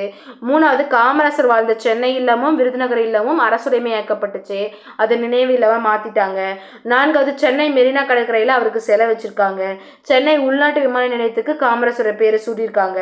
கன்னியாகுமரியில் வந்து காமராசருக்கு மணிமண்டபம் அமைச்சிருக்காங்க. அது 2/10/2000 ஆண்டு அமைச்சாங்க. ஆண்டுதோறும் காமராசருடைய பிறந்த நாள் கல்வி வளர்ச்சி தினமாக ஜூலை 15 கொண்டாடி வருகிறாங்க. ஓகேங்களா? So next lesson book by questions பார்க்கலாம். இதில் பாருங்கள், சரியான விடையை தேர்ந்தெடுத்து எழுதுக. பள்ளிக்கூடம் செல்லாததற்கு ஆடு மேய்க்கும் சிறுவர்கள் கூறியது என்ன? ஊரில் வந்து பள்ளிக்கூடம் இல்லை என்பதுதான். பசியின்றி பிரித்தெழுதுக. பசி கூட்டல் இன்றி பசியின்றி. படிப்பறிவு படிப்பு கூட்டல் அறிவு படிப்பறிவு. காடு கூட்டல் ஆறு காட்டாறு. ஸோ குழந்தைகள் பள்ளிகளில் ஏற்றத்தாழ்வின்றி படிக்க சீருடை அறிமுகம் படுத்தினார். அவங்க ஏற்றத்தாழ்வின்றி படிக்க என்ன பண்ணியிருக்காங்க, சீருடை வந்து அறிமுகம் செய்தார் சொல்றாங்க. சீருடை அறிமுகம் செய்தார். காமராசர் கல்வி கண் திறந்தவன் சொல்லிட்டு யார் சொல்றாங்க, தந்தை பெரியார் தான் என்ன பண்ணிருப்பாங்க, காமராசரை கல்வி கண் திறந்தவர் சொல்லிட்டு சொல்லியிருப்பாங்க. ஓகேங்களா? அடுத்தது தமிழர் பெருவிழா. தமிழர் பெருவிழானா என்னதுங்க, நம்மளுடைய பொங்கல் திருநாளை தான் நம்ம என்ன சொல்லுவோம், தமிழர் பெருவிழாவாக நம்ம கொண்டாடி வருகின்றோம். ஓகேங்களா? இயற்கையோடு இணைந்து வாழ்வது தான் வந்து தமிழரின் வாழ்க்கை முறைன்னு சொல்கிறாங்க. இயற்கையோடு இணைந்து வாழ்வது தான் நம்மளுடைய தமிழருடைய வாழ்க்கை முறை. இயற்கையை வந்து வணங்குதல் தமிழருடைய மரபு. இயற்கையை வணங்குவது நம்மளுடைய மரபுன்னு சொல்லி சொல்கிறோம். தமிழரின் மரபு அப்படின்னு சொல்லி சொல்கிறோம். அது மட்டும் இல்லாமல் தமிழர் கொண்டாடும் பல விழாக்களில் வந்து இயற்கையை வந்து போற்றும் வகையில் தான் இருக்குமா. அது மாதிரி சிறப்பானதான் நம்ம பொங்கல் விழாவும் தமிழர் திருநாளும் சொல்லியிருக்காங்க. கதிரவனுக்கு வந்து நன்றி கூறும் விதமாக உருவாக்கப்படுவது என்னது, இந்த பொங்கல் விழா. கதிரவனுக்கு நன்றி கூறும் விதமாக நம்ம சிறப்பு செய்யும் விழா தான் வந்து நம்மளுடைய பொங்கல் விழான்னு சொல்லி சொல்கிறாங்க. உழவர்கள் வந்து ஆடி திங்களில் வந்து விதை போட்டு தை திங்களில் அறுவடை செய்வாங்க. ஆடி திங்களில் விதை போட்டு தை திங்களில் என்ன பண்ணுவாங்க, அறுவடை செய்வார்கள். உழவர்கள் ஆடி திங்களில் விதை போட்டு தை திங்களில் வந்து அறுவடை செய்வாங்க. அவ்வாறு அறுவடை செய்யப்பட்டதை வந்து முதல் நாளில் வந்து விழப்பணம் தை திங்களில் முதல் நாளில் பொங்கலிட்டு வழிபடுவார்கள். ஓகேங்களா. ஸோ நாம் அறுவடை செஞ்சதை நம்ம வந்து என்ன பண்ணுறோம், பொங்கலிட்டு அதை வழிபடுவாங்கன்னு சொல்லி சொல்கிறாங்க. இதை வந்து அறுவடை திருநாள் சொல்லிட்டு நம்ம சொல்லுவாங்க. நம்ம தமிழ்நாட்டில் இதை என்ன சொல்லலாம், அறுவடை திருநாள் சொல்லி சொல்கிறாங்க. அறுவடை திருநாள் சொல்லிட்டு சொல்லலாம். ஓகேங்களா. இந்த உழவர்கள் இயற்கைக்கு வந்து தம்முடன் உழைத்த கால்நடைகளுக்கும் வந்து இந்த நாள் வந்து நன்றி கூறுவாங்க. அதுதான் வந்து உழவர் திருநாள். இந்த விழாவை தான் நம்ம என்ன சொல்கிறோங்க, உழவர் திருநாள். உழவர்கள் வந்து நம்முடைய கால்நடைக்கும் சேர்த்தி கும்பிட்றதுனால அது வந்து உழவர் திருநாள் சொல்லி சொல்கிறாங்க. பொங்கல் திருநாள் வந்து 2 நாட்கள் முதல் 4 நாட்கள் வரை நடைபெறுமா. பொங்கல் திருநாள் கன்ஃபார்மாக 2 நாட்கள் இருக்கும். அதிகபட்சமாக வந்து 4 நாட்கள் வரைக்கும் நடைபெறும். ஒவ்வொரு இடத்துக்கு தகுந்த மாதிரி அவங்க வந்து அது கொண்டாடுவாங்கன்றாங்க. வாழ்க்கை வளம் தரக்கூடிய மலை கடவுளை வந்து வழிபடும் நோக்கத்தில் வந்து அந்த காலத்தில் போகி பண்டிகை வந்து கொண்டாடினாங்க. ஸோ இந்திர விழாவாக வந்து கொண்டாடப்பட்டது அந்த போகி பண்டிகை. இந்த பொங்கல் திருவிழா வந்து எப்படி கொண்டிருக்காங்க, ஃபர்ஸ்ட் ஓல்டெல்லாம் 28 நாட்கள் வந்து அந்த இந்திர விழாவை வந்து செலிப்ரேட் பண்ணாங்க அப்படின்னு சொல்லி சொல்கிறாங்க. ஓகேங்களா. ஸோ வாழ்க்கைக்கு வளம் தரும் மலைக்கடவுளை வந்து வணங்கும் அவங்களுக்கு வந்து வழிபடும் நோக்கத்தில் தான் போகி பண்டிகை வந்து இந்திர விழாவாக கொண்டாடப்படுகிறதுன்னு சொல்கிறாங்க. நெக்ஸ்ட் வந்து போகி திருநாள். போகி திருநாள்னா என்னதுங்க, பழையன கழிதலும் புதியன புகுதலும். இதுவே வந்து ஆன்றோர் மொழி, நன்னூலில் சொல்லியிருக்காங்க. ஆன்றோர் மொழி பழையன கழிதல் புதியன புகுதல், ஆன்றோர் மொழின்னு சொல்லி சொல்கிறோம். நன்னூலில் சொல்லியிருக்காங்க. இது வீட்டில் உள்ள பயனற்ற பொருட்களை நீக்கி என்ன பண்ணுவாங்க, வீட்டில் சுத்தம் செஞ்சு அன்னைக்கு வந்து நம்ம காப்பு கட்டுவோம் இல்லைங்களா, அதுதான் போகி திருநாள். தேவையில்லாத பொருளாக எடுத்து நெருப்பில் போட்டு எரிச்சிட்டு நம்ம என்ன பண்ணுவோம், அன்னைக்கு ஈவினிங் வந்து காப்பு கட்டுவோம். இது வந்து மார்கழி மாதத்தின் கடைசி நாளில் வந்து நடைபெறும். ஓகேங்களா. மார்கழி மாதத்தின் கடைசி நாள். மார்கழி மாதம் வந்து ஆண்டாளுக்கு உகந்த தினம். மார்கழி மாதத்தின் கடைசி வந்து நம்ம அதாவது பொங்கல் இடுவதற்கு முன்னாடி வந்து போகி பண்டிகை வந்து நம்ம கொண்டாடுறோம். ஓகேங்களா. அடுத்தது பொங்கல் திருநாள். பொங்கல் திருநாள்னா என்னது, தை மாதத்தின் முதல் நாள் தான் நம்ம பொங்கல் திருநாள்னு நம்ம சொல்கிறோம். இந்த திருநாள் அன்று வாசலில் கோலம் போட்டு மாவிளை தோரணம், புது பானையில் புது பச்சரிசி, வெல்லம், முந்திரி, நெய் இதெல்லாம் சேர்த்து பொங்கலிட்டு அந்த பொங்கல் என்ன பண்ணுவாங்க, பொங்கி பெருகி வருவது போல் நம்மளுடைய வாழ்க்கையை என்ன பண்ணுவோம், வேலை அதை பொங்கல் எப்படி பொறுக்கி வருதோ அது மாதிரி பொங்கல் சொல்லிட்டு மங்கள ஒளி எழுப்பணுமா. அந்த பொங்கல் வந்து மங்கள ஒளி எழுப்பி போட்டுருவாங்க. அந்த பொங்கல் பொங்கி வருவது போல் நம்மளுடைய வாழ்க்கையில என்ன பண்ணுவோம், மகிழ்ச்சி பொங்கி பெருகும் சொல்லிட்டு மக்களின் நம்பிக்கைன்னு சொல்லி சொல்கிறாங்க. அதுக்கப்புறம் இதை வந்து நம்ம தலைவாழையில் போட்டு மஞ்சள், கரும்பு, தேங்காய், வெத்தலை பாக்கு, பழம் எல்லாம் வச்சு நம்ம சாமி கும்பிட்றோமா. ஸோ இதெல்லாமே என்னது அந்த முறையை வந்து சொல்கிறாங்க. அவ்வளோதான். இதில் கொஸ்டின் பாயிண்ட் ஆஃப் வியூ பார்த்தீங்கன்னா தை முதல் நாள் வந்து திருவள்ளுவர் ஆண்டு. தை முதல் நாள் வந்து திருவள்ளுவர் ஆண்டுன்னு சொல்லி சொல்கிறோம். தை முதல் நாளை வந்து நம்ம திருவள்ளுவர் ஆண்டாக கொண்டாடுகின்றோம். தை 2வது நாளை வந்து திருவள்ளுவர் தினமாக வந்து நம்ம கொண்டாடுறோம். இதுதான் வந்து ப்ரீவியஸ் இயர் கொஸ்டின்ஸில் வந்து கேட்டிருக்காங்க. இந்திர விழாவும் கேட்டிருக்காங்க, பல புகுதலும் கொஸ்டின்ஸ் கேட்டிருக்காங்க, அறுவடை திருநாளும் கொஸ்டின்ஸ் கேட்டிருக்காங்க. மாடினுடைய பொருள் என்னன்னு கேட்டிருக்காங்க. செல்வம், இதுவும் ப்ரீவியஸ் இயரில் கொஸ்டின் கேட்டிருக்காங்க. ஸோ கேட்காத கொஸ்டினே இல்லை. ஓகேங்களா. பொங்கலுக்கு அடுத்த நாள் வந்து மாட்டுப்பொங்கல். மாடுகள் வந்து உழவர்களின் செல்வமாக மதிக்கப்படுகின்றன. அந்த மாடு என்ற சொல்லுக்கு வந்து செல்வம் என்பது தான் பொருள். ஓகேவா. உழவருக்கும் வந்து உற்ற துணையாக மாடுகள் வந்து விளங்குகிறது. அவற்றுக்கு நன்றி செலுத்தும் வகையில் தான் வந்து நம்ம மாட்டுப்பொங்கலை வந்து கொண்டாடுகின்றோம். இதுவும் எல்லாருக்கும் தெரிஞ்சது தான். அடுத்து வாங்க திருவள்ளுவர் ஆண்டு. திருவள்ளுவர் ஆண்டு அப்படின்னாவே அவர் பிறந்தது வந்து கிமு 31 நம்ம சொல்கிறோம். இப்போ இருக்கக்கூடிய இந்த எந்த வருஷத்துக்கு நம்ம திருவள்ளுவர் ஆண்டு கண்டுபிடிக்கணுமோ அந்த வருஷத்தோட 31 வந்து ஆட் பண்ணிங்கன்னா நமக்கான திருவள்ளுவர் ஆண்டு வந்து கிடைச்சிரும். ஓகேங்களா. மாட்டு பொங்கல் அன்று நம்ம என்னெல்லாம் பண்ணுவோங்க, மாட்டை குளிக்க வச்சு ரெடி பண்ணி அதுக்கு போயிட்டு இது பண்ணுவோம். அது மட்டும் இல்லாமல் அந்த நாளில் வந்து அதுக்கு அடுத்த நாளில் பார்த்தீங்கன்னா மஞ்சு விரட்டு மற்றும் இது வந்து ஜல்லிக்கட்டுதல், ஏறுதழுதல், மாடு பிடித்தல், இது சொல்லிட்டா ஒவ்வொன்றுக்கும் ஒவ்வொரு பேருக்கு வச்சுருக்காங்க. மஞ்சு விரட்டு, மாடு பிடித்தல், ஜல்லிக்கட்டுதல், ஏறுதழுதல் அப்படின்றது இது எல்லாமே வந்து சொல்லியிருக்காங்க. ஓகேங்களா. அடுத்தது காணும் பொங்கல். காணும் பொங்கல்லாம் ஒன்றும் இல்லைங்க, மாட்டு பொங்கலுக்கு அடுத்ததானதை என்ன சொல்கிறோம், காணும் பொங்கல் சொல்லி சொல்கிறோம். இந்த காணும் பொங்கலில் பார்த்தீங்கன்னா உற்றார் உறவினர் எல்லாமே நண்பர் வீடுகளுக்கு சென்று அவர்களை என்ன பண்ணுவாங்க, பார்த்து மகிழ்வாங்க. குடும்பத்தினருடன் விரும்பிய இடங்களுக்கு சென்று மகிழ்வுடன் பொழுதை வந்து கழிப்பாங்க. மேலும் பட்டிமன்றங்கள், கலை நிகழ்ச்சிகள் முதலியவற்றை நடத்துவாங்க. விளையாட்டு போட்டிகள் நடத்தி வெற்றி பெற்றோருக்கு வந்து பரிசு வந்து வழங்குவாங்க அப்படின்னு சொல்கிறாங்க. இயற்கை, உழைப்பு, நன்றியுணர்வு, பண்பாடு ஆகியவற்றை போற்றும் விழாவே வந்து நமக்கு பொங்கல் விழான்னு சொல்லிட்டு சொல்லலாம். ஓகேங்களா. உலகு என்பது எங்கும், அதாவது இங்கே உலகு அப்படின்னா ஒன்றும் இல்லை, உலகு எங்கும், உலகெங்கும்னா வேர்ல்டு ஃபுல்லாக வந்து நம்ம என்ன பண்ணுறாங்க, இதை பொங்கல் திருவிழாவை வந்து மகிழ்ச்சியோட வந்து கொண்டாடுறாங்கன்னு சொல்லி சொல்கிறாங்க. ஓகேங்களா. அறுவடை திருநாள், அந்த அறுவடை திருநாள் நம்ம கொண்டாடுறோம். அந்த அறுவடை திருநாளை ஆந்திரா, கர்நாடகா, மகாராஷ்டிரா, உத்தரப்பிரதேசம் இந்த இடத்துல எல்லாமே மகர சங்கராந்தின்னு சொல்லி சொல்லுவாங்க. ஓகேங்களா. மகர சங்கராந்தி. ஆந்திரா, கர்நாடகா, மகாராஷ்டிரா, மராட்டியம்னா மகாராஷ்டிரா, உத்தரப்பிரதேசம் இந்த 4 இடத்துல என்ன சொல்லுவாங்க, மகர சங்கராந்தி அப்படின்னு சொல்லி சொல்லுவாங்க. பஞ்சாப் அப்படின்னா லோரி, பஞ்சாப்ல வந்து லோரின்னு கொண்டாடுவாங்க. குஜராத், ராஜஸ்தான் வந்து உத்ராயன்னு சொல்லி சொல்லுவாங்க. குஜராத், ராஜஸ்தான்ல வந்து உத்ராயன்னு சொல்லிட்டு சொல்லுவாங்க. ஓகேங்களா. புக் பேக் கொஸ்டின்ஸ் பாருங்க.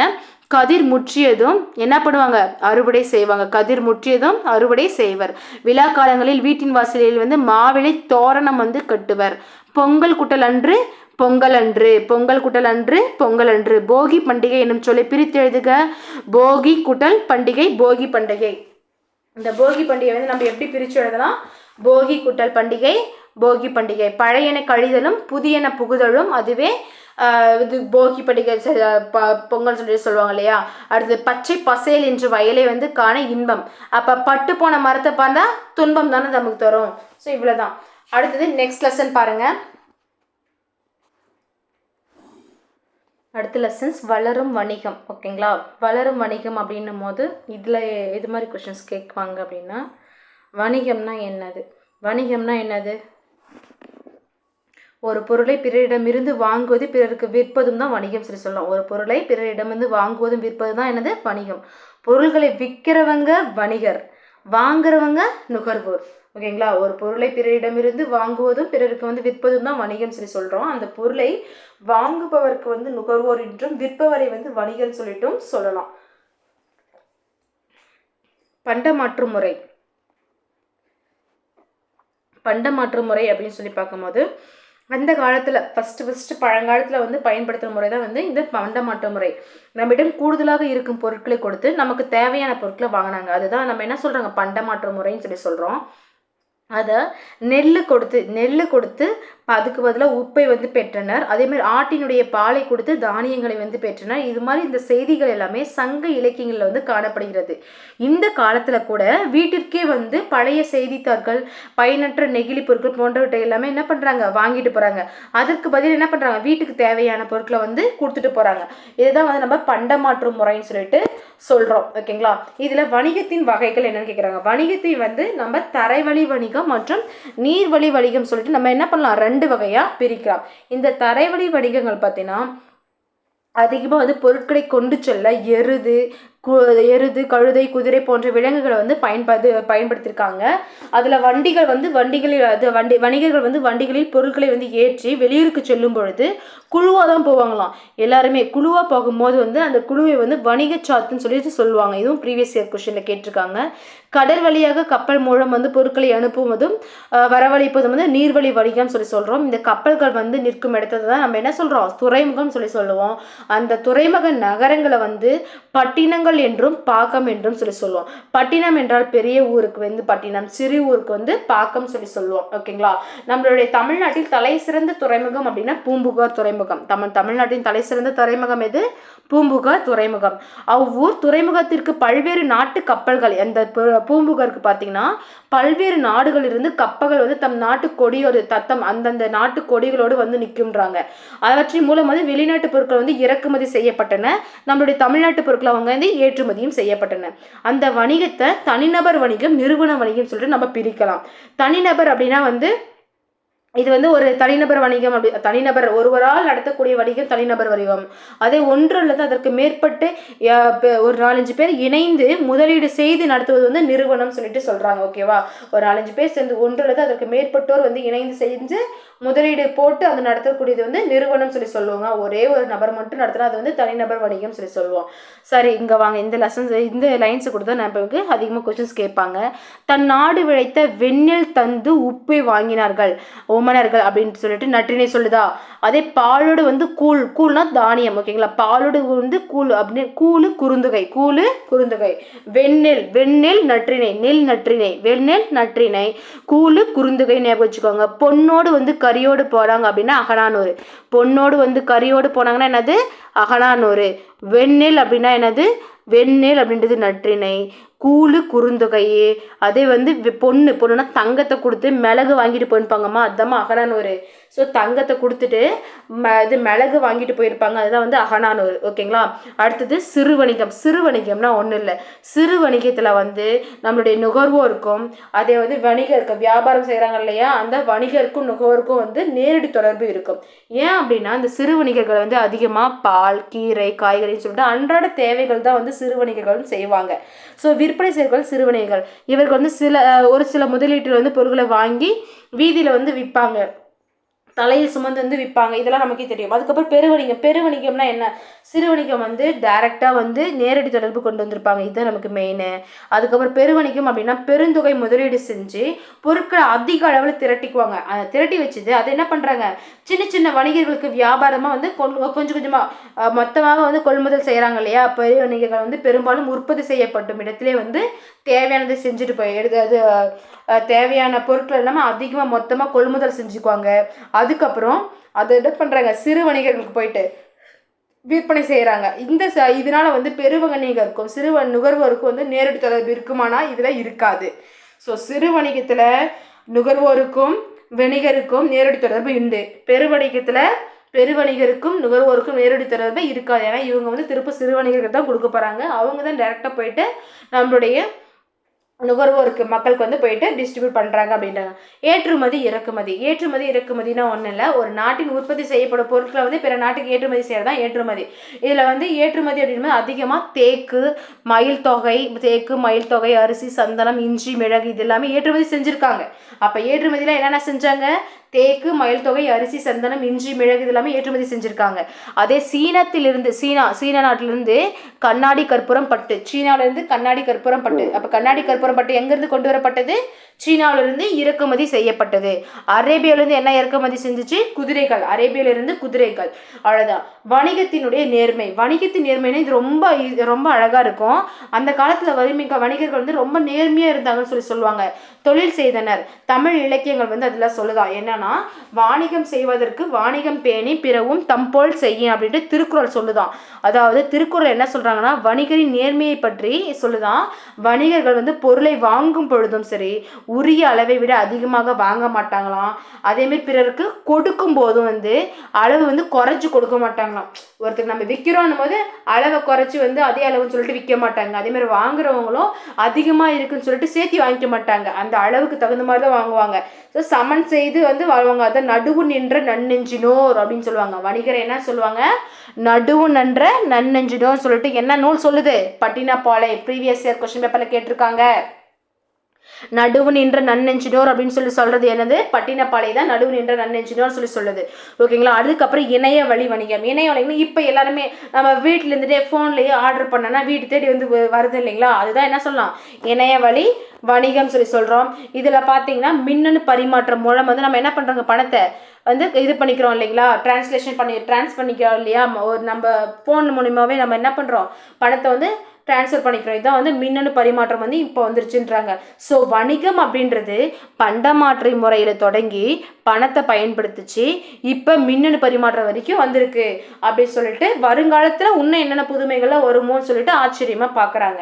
அது மட்டும் இல்லாமல் கொள்வதும் மிகை கொள்ளாது, கொடுப்பதும் குறைப்படாது. அதாவது கொள்வது வாங்குவதும் அதிகமாக வாங்க மாட்டாங்க, கொடுப்பதும் குறைப்படாதுன்னு சொல்லிட்டு யார் சொல்கிறாங்க? பட்டினப்பாலை. முன்னதான் நம்ம சொன்னோம் நடுவு நின்ற நன்னெஞ்சினோர், அதுவும் பட்டினப்பாலை கடப்பாலை தான்.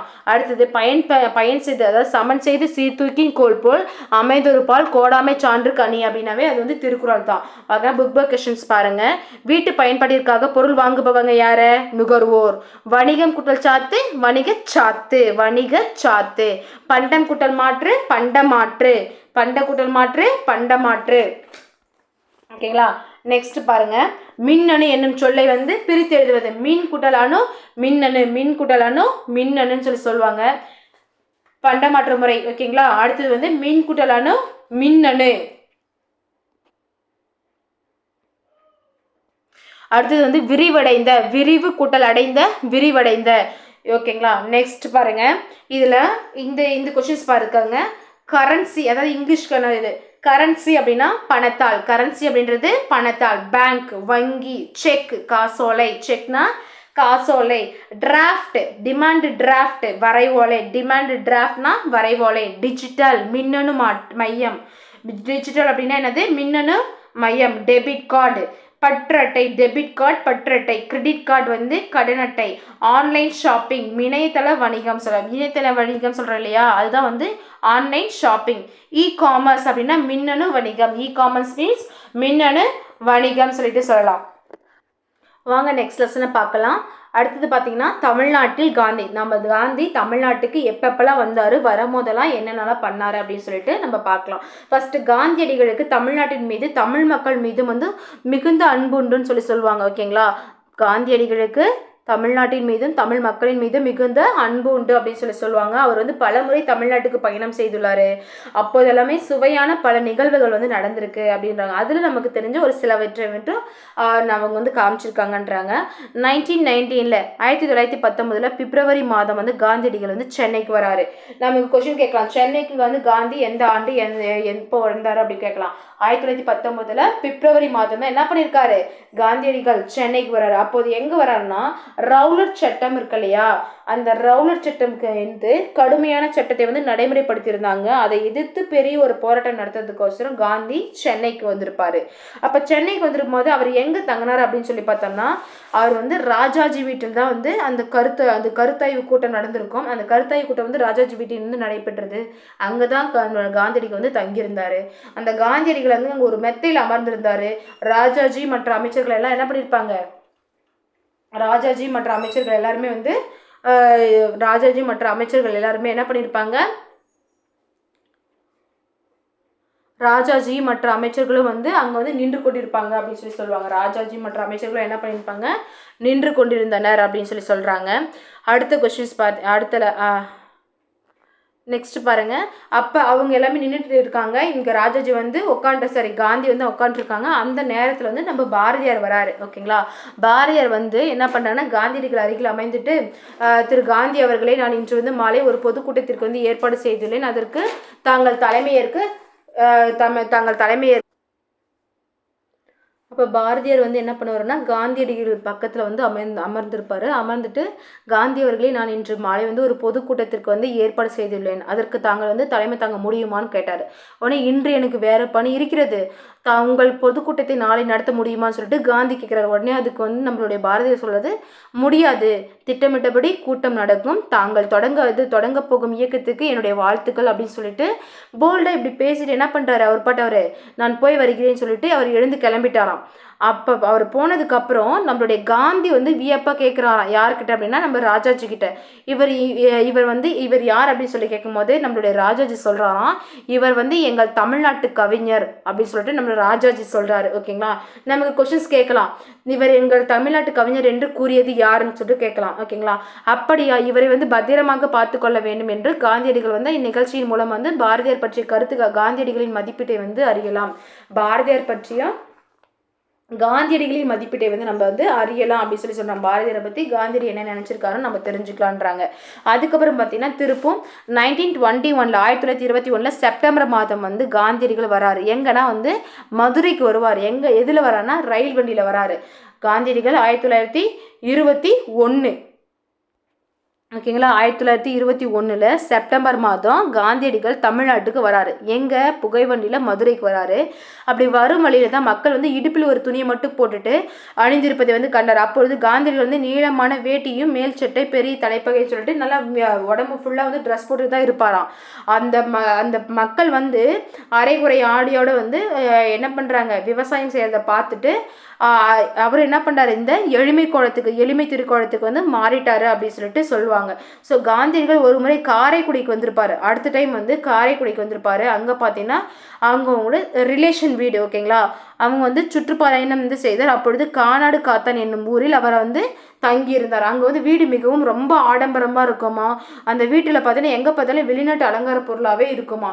ஸோ காந்தியடிகள் சொன்னாராம், உங்கள் வீட்டை வந்து வெளிநாட்டு பொருட்களாகவே அழகு வச்சுருக்கீங்களே, அதற்கு செலவு செய்த பணத்தில் ஒரு பங்கு, அதாவது 100ல் செலவு செஞ்சதில் ஒரு பங்குன்னா என்னது, 100ல் ஒரு பங்கு தானே, அதில் ஒரு பங்கு நீங்கள் எங்கிட்ட கொடுத்துருந்தா கூட பரவாயில்ல, அதை விட நான் வந்து இன்னும் அழகாக வந்து இதை வந்து உங்களுக்கு அழகுபடுத்தியிருப்போம் உங்கள் வீட்டை அப்படின்னு சொல்லிட்டு நம்ம காந்தியடிகள் சொன்னாராம். உடனே அவருக்கு வந்து அப்போ தான் புரியுதான், ஓ நம்ம வந்து நம்ம நாட்டு திங்ஸ் எதுவுமே வைக்காமல் எல்லாமே வெளிநாட்டு அதாவது விலை மதிப்பு அதிகமான பொருட்களை வந்து வாங்கி வச்சுருக்கோன்னு சொல்லிட்டு ரொம்ப வெட்கப்பட்டாருன்னு சொல்லி சொல்கிறாங்க. அதுக்கப்புறம் அடுத்த அந்த வீட்டுக்கு வந்து காந்தியடிகள் வந்து இன்னொரு டைம் வந்திருக்காங்க. மறுமுறையும் வந்தபோது அங்கேருந்து வெளிநாட்டுக்கு பொருட்கள் எல்லாத்தையுமே வந்து எடுத்துகிட்டு இருக்கிறாரு அந்த கானாடு காத்தான் வீட்டிலேருந்து. அவர் தன்னுடைய வீட்டில் இருந்த பொருட்கள் எல்லாமே எடுத்துகிட்டு வெளிநாட்டு பொருட்கள் பதிலாக நம்ம நாட்டு பொருட்களை வச்சு அலங்கரிச்சிருக்காரு. அதை பார்த்தோன்னே காந்தியடிகளுக்கு வந்து ரொம்ப ஹாப்பியாக போயிடுச்சுன்றாங்க. அதுக்கப்புறம் காந்தியடிகள் வந்து மதுரைக்கு ஒரு டைம் வந்து தங்கியிருக்காரு. அப்போ மீனாட்சி அம்மன் கோயிலுக்கு வந்து போகலான்னு சொல்லிட்டு கூட இருக்கிறவங்க எல்லாம் சொன்ன உடனே இவர் வந்து அந்த கோவிலுக்கு செல்ல எல்லா மக்களுக்கும் அனுமதி உண்டான்னு கேட்டிருக்காரு. எல்லா மக்களுக்கும் அனுமதி இல்லை அப்படின்னு சொல்லி தெரிஞ்ச உடனே, அப்படியானால் நான் வரமாட்டேன், நீங்களே போயிட்டு வாங்க அப்படின்னு சொல்லிட்டு பல ஆண்டுக்கு அப்புறம் எல்லா மக்களும் அந்த கோயிலுக்கு செல்ல முடியுன்ற தெரிஞ்சதுக்கு அப்புறம் தான் அவர் என்ன பண்ணுறாரு, அந்த மீனாட்சி அம்மன் கோயிலுக்குள்ளாரே வந்து போனார் அப்படின்னு சொல்லி சொல்கிறாங்க. அதே மாதிரி குற்றாலத்துலேயும் இதே விஷயம் நடந்திருக்கு. குற்றாலத்தில் வந்து அருவியில் வந்து நீராட ஒரு சிலர் எல்லாருக்குமே உரிமை இருந்துச்சு. ஆனால் அந்த அருவிக்கு செல்லும் வழியில் ஒரு கோவில் இருக்குது. அந்த கோவிலுக்கு வந்து அந்த கோவில் வழியாக செல்ல ஒரு சாராருக்கு வந்து தடை விதிச்சிருந்தாங்க. எனவே அவருக்கு என்ன பண்ணாங்க, அந்த அருவியில் வந்து நீராட முடியாத நிலை ஏற்பட்டிருக்கு. அதனால இவர் என்ன பண்ணிட்டாரு, காந்தியடிகளும் குற்றால அருவியில் குறிக்க மாட்டேன், நீராட மாட்டேன்னு சொல்லிட்டு வந்துட்டாரு. மனிதர்களிடம் வந்து உயர்வு தாழ்வு வந்து பாராட்டக்கூடாது என்பதில் வந்து காந்தியடிகள் வந்து எப்பயுமே உறுதியாக இருந்தாங்க அப்படின்னு சொல்லிட்டு சொல்கிறாங்க. ஓகேங்களா. அதுக்கப்புறம் நம்மளுடைய காந்தியடிகள் தமக்கும் தமிழுக்கும் உள்ள தொடர்பை வந்து பற்றி பல முறை வந்து கூறியிருக்காராம். எனக்கு தமிழ் எப்படி பிடிக்கும்னா அப்படின்னு சொல்லிட்டு அந்த தமிழினுடைய அவருக்கு வந்து தமிழுக்கு மேலே இன்ட்ரெஸ்ட் வரதுக்கான ரீசன் எல்லாமே நிறைய சொல்லியிருக்காரு. தென்னாப்பிரிக்காவில் வாழ்ந்த காலத்திலே தமிழ் மொழியை வந்து கற்க துவங்கிட்டாருன்றாங்க. அவர் தென்னாப்பிரிக்காவில் இருக்கும்போது என்ன பண்ணியிருக்காங்க, தமிழை படிக்க ஆரம்பிச்சுட்டு இருக்கிறாரு நம்மளுடைய காந்தி. ஓகேங்களா. ஜியு போப் எழுதின தமிழ் கையேடு தான் வந்து தம்மை கவர்ந்ததுன்னு சொல்லுவார். அவருக்கு ரொம்ப இம்ப்ரெஸ் பண்ணது எது அப்படின்னா ஜியு போப் எழுதின தமிழ் கையேடு. அதுக்கப்புறம் திருக்குறள் வந்து அவரை வந்து பெரிதும் வந்து கவர்ந்த நூல்களில் ஒன்று வந்து திருக்குறள் அப்படின்றாங்க.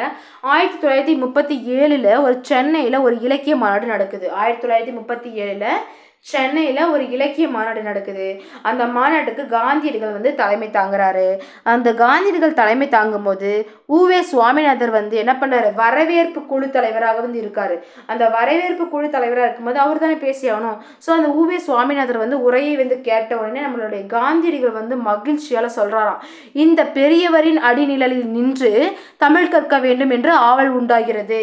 இந்த பெரியவரின் அடிநிலையில் நின்று தமிழ் கற்க வேண்டும் என்று ஆவல் உண்டாகிறது அப்படின்னு சொல்லிட்டு யார் சொல்கிறதா, நம்மளுடைய காந்தியடிகள் வந்து யாரை பாராட்டுறாரு, ஊவேசருடைய பேச்சை வந்து பாராட்டுறாங்க. எப்போ நடந்துச்சு அந்த மாநாடு, 1937 சென்னையில் நடந்தது இந்த இலக்கிய மாநாடு. இந்த நிகழ்வு மூலம் வந்து என்ன பண்ணலாம், நம்ம ஏற்றத்தாழ்வற்ற சமுதாயம் அமர வேண்டும் என்று காந்தியடிகள் உள்ள உறுதியை வந்து நம்ம அறிந்திக்கலாம். மேலும் அவர் வந்து தமிழ் மொழியின் மீது கொண்ட பற்றையும் நம்ம வந்து தெரிஞ்சுக்கலாம் அப்படின்னு சொல்லிட்டு சொல்கிறாங்க. ஓகேங்களா. சரி வாங்க புக் பை கொஸ்டின்ஸ் பார்க்கலாம். காந்தியடிகளிடம் உரை அணிவதில் மாற்றத்தை ஏற்படுத்திய ஊர் எது? மதுரை. ஓகேங்களா. மதுரையில் தானே அந்த விவசாய மக்கள் வந்து செஞ்சுருப்பாங்க. எப்போ வந்திருப்பாரு, 1921 வந்திருப்பாரு. எதில், ரயில் இருக்கும் போது. அதுக்கப்புறம் காந்தியடிகள் டேஸ் அடிநிலையில் இருந்து தமிழ் கற்க வேண்டும் சொன்னார், உவே சுவாமிநாதன். அந்த மாநாடு எப்போ நடந்திருக்கோம், 1937. அந்த இலக்கிய மாநாடு எங்கே நடந்துச்சு, சென்னையில் நடந்துச்சு. ஓகேங்களா. பொறுத்துக்க. இலக்கிய மாநாடு சென்னை. தமிழ்நாட்டு கவிஞர் யாருங்க, பாரதியார். குற்றாலம் அருவி தமிழ் கையேடு எழுதுந்து நம்மளுடைய ஜியு போப். ஓகேங்களா. நெக்ஸ்ட் லெசன் பாருங்க. பசிப்பினி போக்கிய பாவை. பசிப்பினி போக்கிய பாவைனா ஒன்றும் இல்லைங்க, அதாவது மணிமேகலை அப்படின்றவங்க அந்த என்ன பண்ணுவாங்க, ஒரு அமிர்த சுரப்பி சாரிங்க நம்ம மணிமேகலை என்ன பண்ணுவாங்கன்னா மணிப்பல்லவ தீவு அப்படின்ற ஒரு தீவுக்கு வந்து மணிமேகலையை ஒரு மணிமேகலா தெய்வம் வந்து மணிப்பல்லவ தீவுக்கு கூட்டு போய் விடும். ஓகேங்களா. அந்த இடத்துல விடும்போது அவங்களுக்கு தனி, அதாவது இவங்க என்ன சொல்றாங்கன்னா, தனி ஒருவனுக்கு உணவில்லை என்றில் ஜகத்தினை அழித்திடுவோம் அப்படின்னு சொன்னது யாரு? தனி ஒருவனுக்கு உணவில்லை எனில் ஜகத்தினை அழித்திடுவோம் அப்படின்னு சொன்னது வந்து நம்மளுடைய பாரதியார். ஓகேங்களா. தனி ஒருவனுக்கு உணவில்லை எனில் ஜகத்தினை அழித்திடுவோம் அப்படின்னு சொன்னது வந்து நம்மளுடைய பாரதியார். அந்த மணிமேகலா தெய்வம் வந்து இடம் வந்து மணிப்பல்லவ தீவு. கதை பார்த்தீங்கன்னா மணிமேகலை தீவதலைகளாக இருப்பாங்க. எங்கே பார்த்தாலும் வந்து வெண்மணல் குன்றும் பூத்து குழங்கும் செடி கொடியாகவே இருக்கும். அப்போ அவங்களுக்கு இதில் வந்து தீவத்திலைகள் வந்து நிற்பாங்க.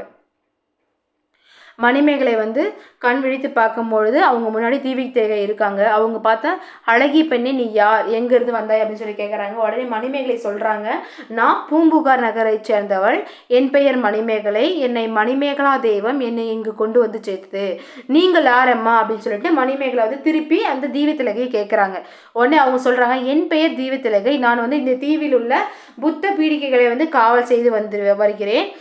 பெருமை மிக்கவர்கள் மட்டுமே இந்த தீவுக்கு வர முடியும். பெருமை மிக்கவர்னா வாழ்க்கையில் சிறப்பானவர்கள் மட்டும்தான், அதை பெருமை மிக்கவர்கள் மட்டும்தான் இந்த புத்த பீடிகைக்கு வந்து வணங்க முடியும், இங்கு வரவும் முடியுன்றாங்க. நீ அந்த பெருமையை பெற்றிருக்கிறாய், நீ இன்னும் நீ அறிய வேண்டியது நிறைய ஒன்று உண்டு அப்படின்னு சொல்கிறாங்க. உடனே மணிமேகலையும் அது என்ன அம்மா, என்னது நான் ஒன்றும் தெரிஞ்சுக்கணும் அப்படின்னு கேட்குறாங்க.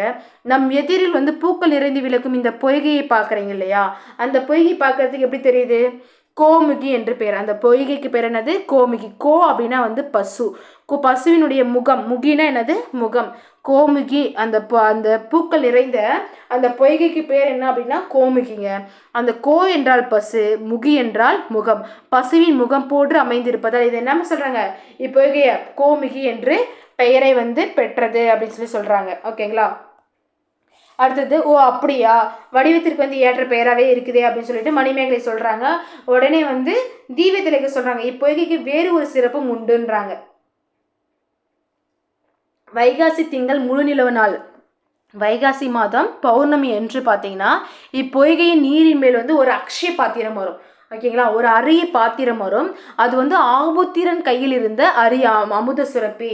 ஓகேங்களா. ஆபுத்திரன் கையில் இருந்த அமுத சுரப்பி தான் அது அக்ஷய பாத்திரம் சொல்லுவாங்க. அக்ஷய பாத்திரமா, அது என்ன சிறப்பு, அதில் என்ன அப்படின்னு கேட்குறாங்க. அந்த பாத்திரத்தில் நீங்கள் இட்ட உணவு எடுக்க எடுக்க குறையவே குறையாது. அந்த அக்ஷய பாத்திரம் என்ன பண்ணுன்னா, நீங்கள் உணவு போட்டிங்கன்னா எடுக்கவே குறையவே குறையாது. அதனை கூட நீங்கள் எத்தனை பேருக்கு வேணால் நம்ம என்ன பண்ணலாம், உணவு அளிக்கலாம். அப்படியா, வியப்பு கேட்ட, அப்படியா அப்படின்னு சொல்லிட்டு நம்மளுடைய மணிமேகலை வந்து வியந்து கேட்குறாங்க. ஆமாம், அந்த பாத்திரம் வந்து இப்போ இன்னைக்கு வைகாசி முழு நிலவு நாள் மட்டும்தான் வெளியே வரும். இன்று வைகாசி முழு நிலவு நாள், இப்போ இன்னும் சற்று நேரத்தில் வந்து அது வெளிவரும் அப்படின்னு சொல்லிட்டு சொல்கிறாங்க. உடனே வந்து மணிமேகலையும் என்ன பண்ணுறாங்க, அதனை வந்து பார்க்குறாங்க. அதுக்கு மேலே என்ன பண்ணுறாங்க, நீருக்கு மேலே அந்த பார்த்தை வந்து தோன்றுறது. மணிமேகலையும் அதில் வணங்கி கையில் எடுத்துக்கிறாங்க. உடனே பசி போக்கும் அமுத சுரப்பியை நீ பெற்றுள்ள, இனி இவ்வுலக உயிர்களுக்கு, இந்த உலகத்தில் இருக்கக்கூடிய உயிர்களுக்கு பசி இல்லாமல் போகும்படி உணவு வழங்கி உயர்வு பெறுவாயாக அப்படின்னு சொல்லிட்டு தீவத்திலகை வந்து என்ன பண்ணுறாங்க, நம்மளுடைய மணிமேகலைக்கு வந்து சொல்லி அனுப்புகிறாங்க. உடனே மணிமேகலை வந்து தீவத்திலகையை வணங்கி அமுத சுரப்பியின் விடை பெறுகிறார். ஓகேவா.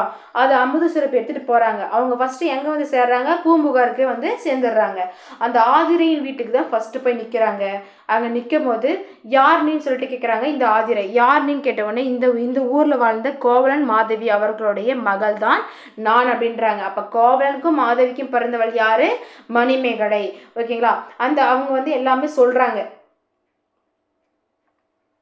அந்த பாத்திரம் அவங்களுக்கு வந்து எப்படி கிடைச்சிச்சு என்ன இதுன்னு சொல்லிட்டு ஃபுல்லாக சொன்ன உடனே அந்த ஆதிரையும் என்ன பண்ணுறாங்க, அப்படியா, அள்ளல குறையாத உணவு அளிக்கும் இந்த அமுத சுரப்பியா அப்படின்னு சொல்லிட்டு இந்த பாத்திரத்தில் வந்து உங்களுக்கு எப்படி எது கிடைத்தது அப்படின்னு கேட்டோடனே அது ஃபுல்லாக சொன்ன உடனே சரின்னு சொல்லிட்டு இவங்க என்ன பண்ணுறாங்க, அதுக்கு அதில் வந்து உணவு இடுறாங்க. ஓகேங்களா. அமுத சுரப்பி சிறப்பை வந்து அறிஞ்சிக்கிட்டு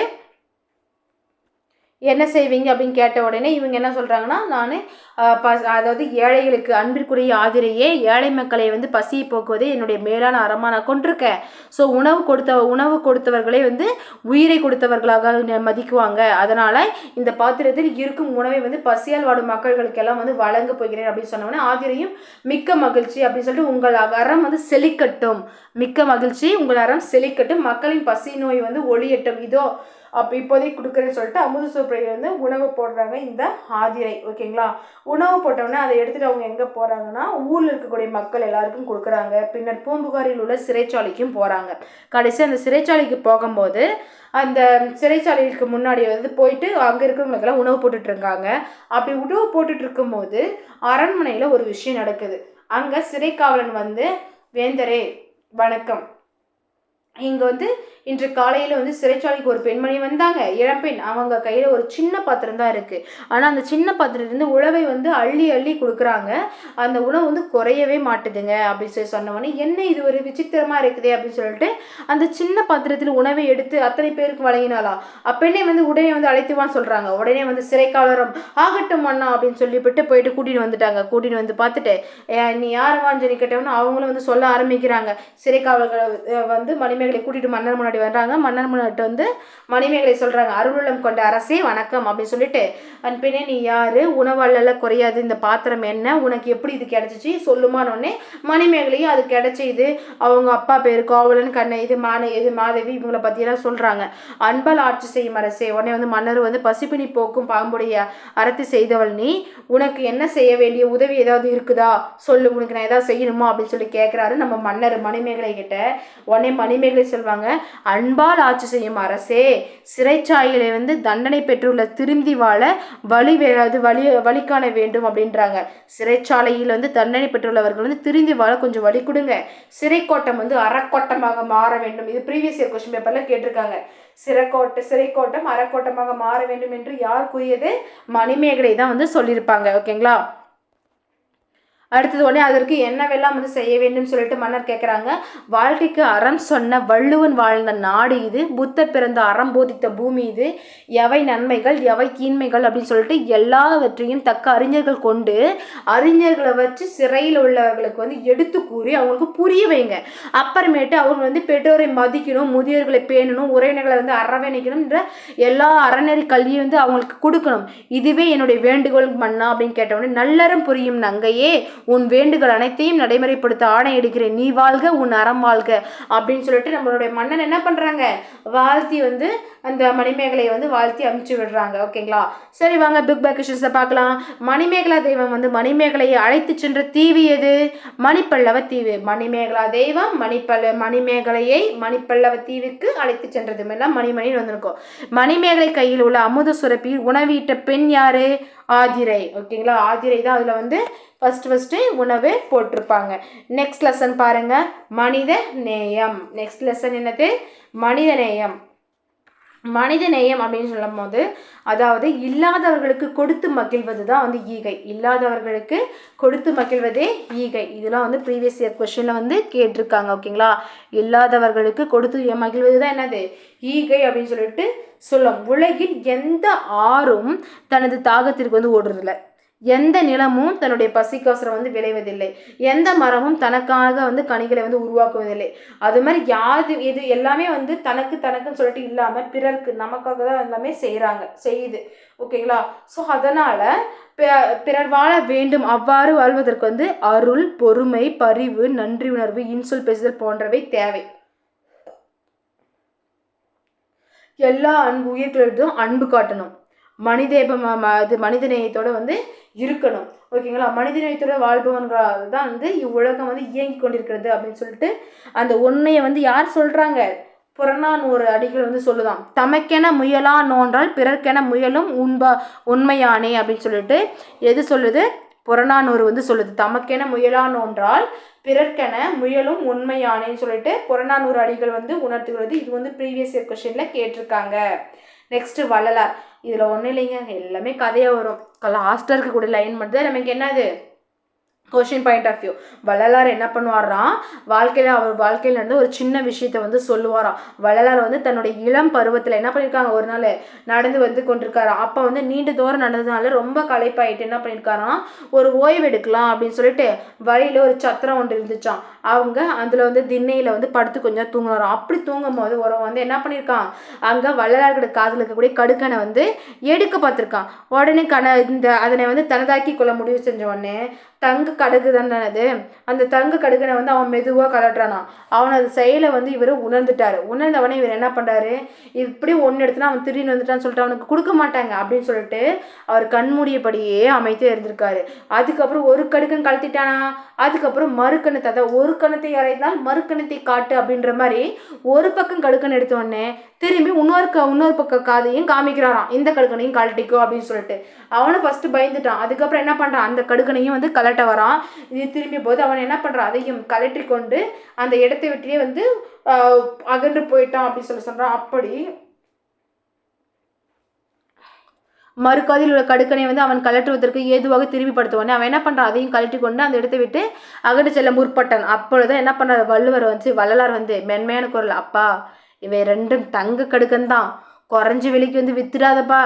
ஒரு கடுக்கனுக்கு சென்றால் வந்து உன்னை திருடன் வந்து உன்னை வந்து எளிதாக கண்டுபிடிச்சிருவாங்க. எனவே தான் நான் 2 கடுக்கனையும் வந்து உங்ககிட்ட கொடுக்கணுன்ட்டு படுத்தேன். நீ எடுத்துக்கொள்வதற்கு வாய்ப்பாக திரும்பி படுத்தேன். அதனால் கூறியதை கேட்டு அவன் வந்து வெட்கி தலை குனிஞ்சிட்டாரான். நம்ம வள்ளலார் சொல்லதை கேட்டு அவர் என்ன பண்ணார், ரொம்ப வெட்கப்பட்டு தலை குனிஞ்சிட்டாராம். இவ்வாறு தன்னுடைய பொருளை கவர்ந்தவரிடம் கூட அன்பு காட்டினோட தான் என்ன ஆறான், நம்மளுடைய வள்ளலாராம். அப்படிப்பட்ட வள்ளலார் வந்து மக்களின் பசிப்பிணியை போக்க வந்து கண்டு வந்து உள்ளம் வாடினாராம். மக்கள் வந்து நிறைய பசியோட வாடுறதை பற்றி ரொம்ப வாடி இருக்காராம். அதனை நீக்க விரும்பினர் என்ன பண்ணியிருக்காராம், தம் பெரும் முயற்சியால் வடலூரில் சத்திய தர்மசாலையை வந்து உருவாக்கியிருக்காரு. வடலூரில் அவர் சத்திய தர்மசாலையை வந்து உருவாக்கிறாரு. அது இப்போ வரைக்கும் என்ன பண்ணுது, அங்கே இருக்கக்கூடிய பசின்னு வரவங்களுக்கு வந்து உணவு போட்டுட்டு வராங்கன்றாங்க அங்கே. ஓகேங்களா? ஸோ வாடிய பயிரை கண்ட போதெல்லாம் வாடினேன் அப்படின்னு சொல்லிட்டு அந்த வரிகளை வந்து யார் சொல்கிறாங்க, வள்ளலார். வாடிய பயிரை கண்ட போதெல்லாம் வாடினேன்றது வள்ளலாருடைய கூற்று. சத்திய தர்மசாலையை வந்து நடத்துறது யாரு, நம்மளுடைய வள்ளலார். அடுத்தது அன்னை தெரசா. அன்னை தெரசானா ஒன்றும் இல்லைங்க, ஒரு நாள் அவங்க சாலை ஓரமாக நடந்து போயிட்டு இருக்கும்போது அந்த வழியில் ஒரு மூதாட்டி வந்து சாலையில் ஓரமாக படுத்திருப்பாங்க. அவளுடைய முகத்தில் வந்து துணியால் மூடிட்டு இருப்பாங்க. ஒரு கையால் வந்து பூனைக்குட்டி வச்சிருப்பாங்க. அன்னை தெரசா என்ன பண்ணியிருப்பாங்க, அவங்கக்கிட்ட பக்கம் போயிட்டு உற்று பார்க்குறாங்க, என்னடா ஆச்சு இவங்களுக்கு அப்படின்னு சொல்லிட்டு. அப்படி பார்க்கும்போது அவங்க தொழுநோயால் கடுமையாக பாதிக்கப்பட்டிருக்காங்க. அந்த வேதனை வந்து மூதாட்டியின் முகத்திலிருந்து தெரிஞ்சது. உடனே கைகள் இருக்கக்கூடிய விரல்கள் எல்லாமே அந்த விரல்கள் எல்லாமே இல்லை, ஒரு மாதிரி இதாகிட்டுது. அதனால அன்னை தெரசா என்ன பண்ணாங்க, மனம் கலங்கி மூதாட்டியின் அருகில் சென்றாங்க. உடனே அவரை தொட்டு தூக்கிடுவாருங்க. அப்போ வந்து சாலை ஓரத்தில் படுத்திருந்தது ஏன் என்ன கேட்கும்போது, ஏங்க நீங்கள் இப்படி சாலை ஓரத்தில் படுத்துருக்கீங்க அப்படின்னு சொல்லி கேட்குறாங்க. உடனே அவங்க வந்து, என்ன தொடாதீங்க, என் நோய் வந்து உங்களுக்கும் தொற்றிக்கலாம், அதனால் வந்து என்னுடைய ரிலேஷனே வந்து எல்லாம் விட்டுட்டு போயிட்டாங்க, எல்லாருமே என்னை வெறுத்துட்டாங்க, என்னை வெறுத்து விட்டு விலகிட்டாங்க, என்கிட்ட யாருமே பேசுறதும் இல்லை, என்னை கண்டாலே வந்து விலகி ஓடுறாங்க, இந்த பூனை மட்டும்தான் என்கிட்டே இருக்கும் அப்படின்னு சொல்லிட்டு அழுதுகிட்டே அந்த மூதாட்டி சொன்னாங்களாம். அதை கேட்டவுடனே அன்னை தெரசா வந்து கண்கள் வந்து நீர் வந்துச்சுன்னு சொல்கிறாங்க. இவரை போல ஆயிரக்கணக்கான நோயாளிகளுக்கு வந்து உதவி செய்ய வந்து யாருமே இன்றி வாடுறாங்க இல்லையா. அந்த காலத்தில் அது மாதிரி அந்த காலத்தில் தொழுநோய் வந்து கடுமையான தொற்று நோயாக வந்து கருதப்பட்டாங்க. கருணை உள்ளம் கொண்ட நம்ம அன்னை தெரசா என்ன பண்ணியிருக்காங்க, அவர்களுக்கு தொண்டு செய்ய முடிவெடுத்து தனது இறுதி காலம் வரை என்ன பண்ணுறாங்க, பிறருக்காகவே வந்து வாழ்ந்தார் அப்படின்னு சொல்கிறாங்க. ஸோ மக்களுக்காக செய்யும் பணியே இறைவனுக்கு செய்யும் பணி, மக்களுக்கு செய்யும் பணியை இறைவனுக்கு செய்யும் பணின்னு சொன்னது யாரு, நம்மளுடைய அன்னை தெரசா அப்படின்னு சொல்லிட்டு சொல்லலாம். ஓகேங்களா? இந்த அன்னை தெரசாக்கு பார்த்தீங்கன்னா அமைதிக்கான நோபல் பரிசு எப்போ கொடுக்கப்பட்டது, 1979 அன்னை தெரசாவுக்கு வந்து நோபல் பரிசு கொடுக்குறாங்க. 1979 அன்னை தெரசாவுக்கு வந்து அமைதிக்கான நோபல் பரிசு கொடுக்குறாங்க. அதே 1980 பார்த்தீங்கன்னா பாரத ரத்னா விருது கொடுக்குறாங்க. ஸோ வாழ்க்கை என்பது நீ சாகும் வரை அல்ல, மற்றவர் மனதில் நீ வாழும் வரைக்கும் தான் உன்னுடைய வாழ்க்கை. அப்போ அன்னை தெரசா சேர்த்தாலும் இப்போ வரைக்கும் நம்ம அவங்களையும் அவங்களுடைய புகழையும் போற்றோம் இல்லையா, பேசுகிறோம் இல்லையா. அப்போ இப்போ வரைக்கும் அன்னை தெரசா வாழ்கிறாங்கன்றது அர்த்தம். அப்போ நம்மள பேசணும்னா நாம் என்ன பண்ணணும், அது மாதிரி வாழ்க்கையில் சாதிக்கணும், அதை வந்து மனசில் வச்சுக்கோங்க. அடுத்தது பார்த்தீங்கன்னா கைலாஷ் சத்யார்த்தி என்ன பண்ணுறாரு அப்படின்னு சொல்லி பார்க்கும்போது, அன்னை தெரசாவிற்கு அடுத்து அமைதிக்கான நோபல் பரிசு யாருக்கு கிடைச்சிச்சுன்னா கைலாஷ் சத்யார்த்தி. இவங்க பார்த்தீங்கன்னா இந்தியா வந்து கைலாஷ் சத்யார்த்தின்னு சொல்கிறாங்க. இவர் வந்து சிறு வயதிலிருந்து தினமும் வந்து பள்ளிக்கூடங்களுக்கு வந்து சாலையோரத்தில் வந்து ஒரு சிறுவனை வந்து காண்பாங்களாம்.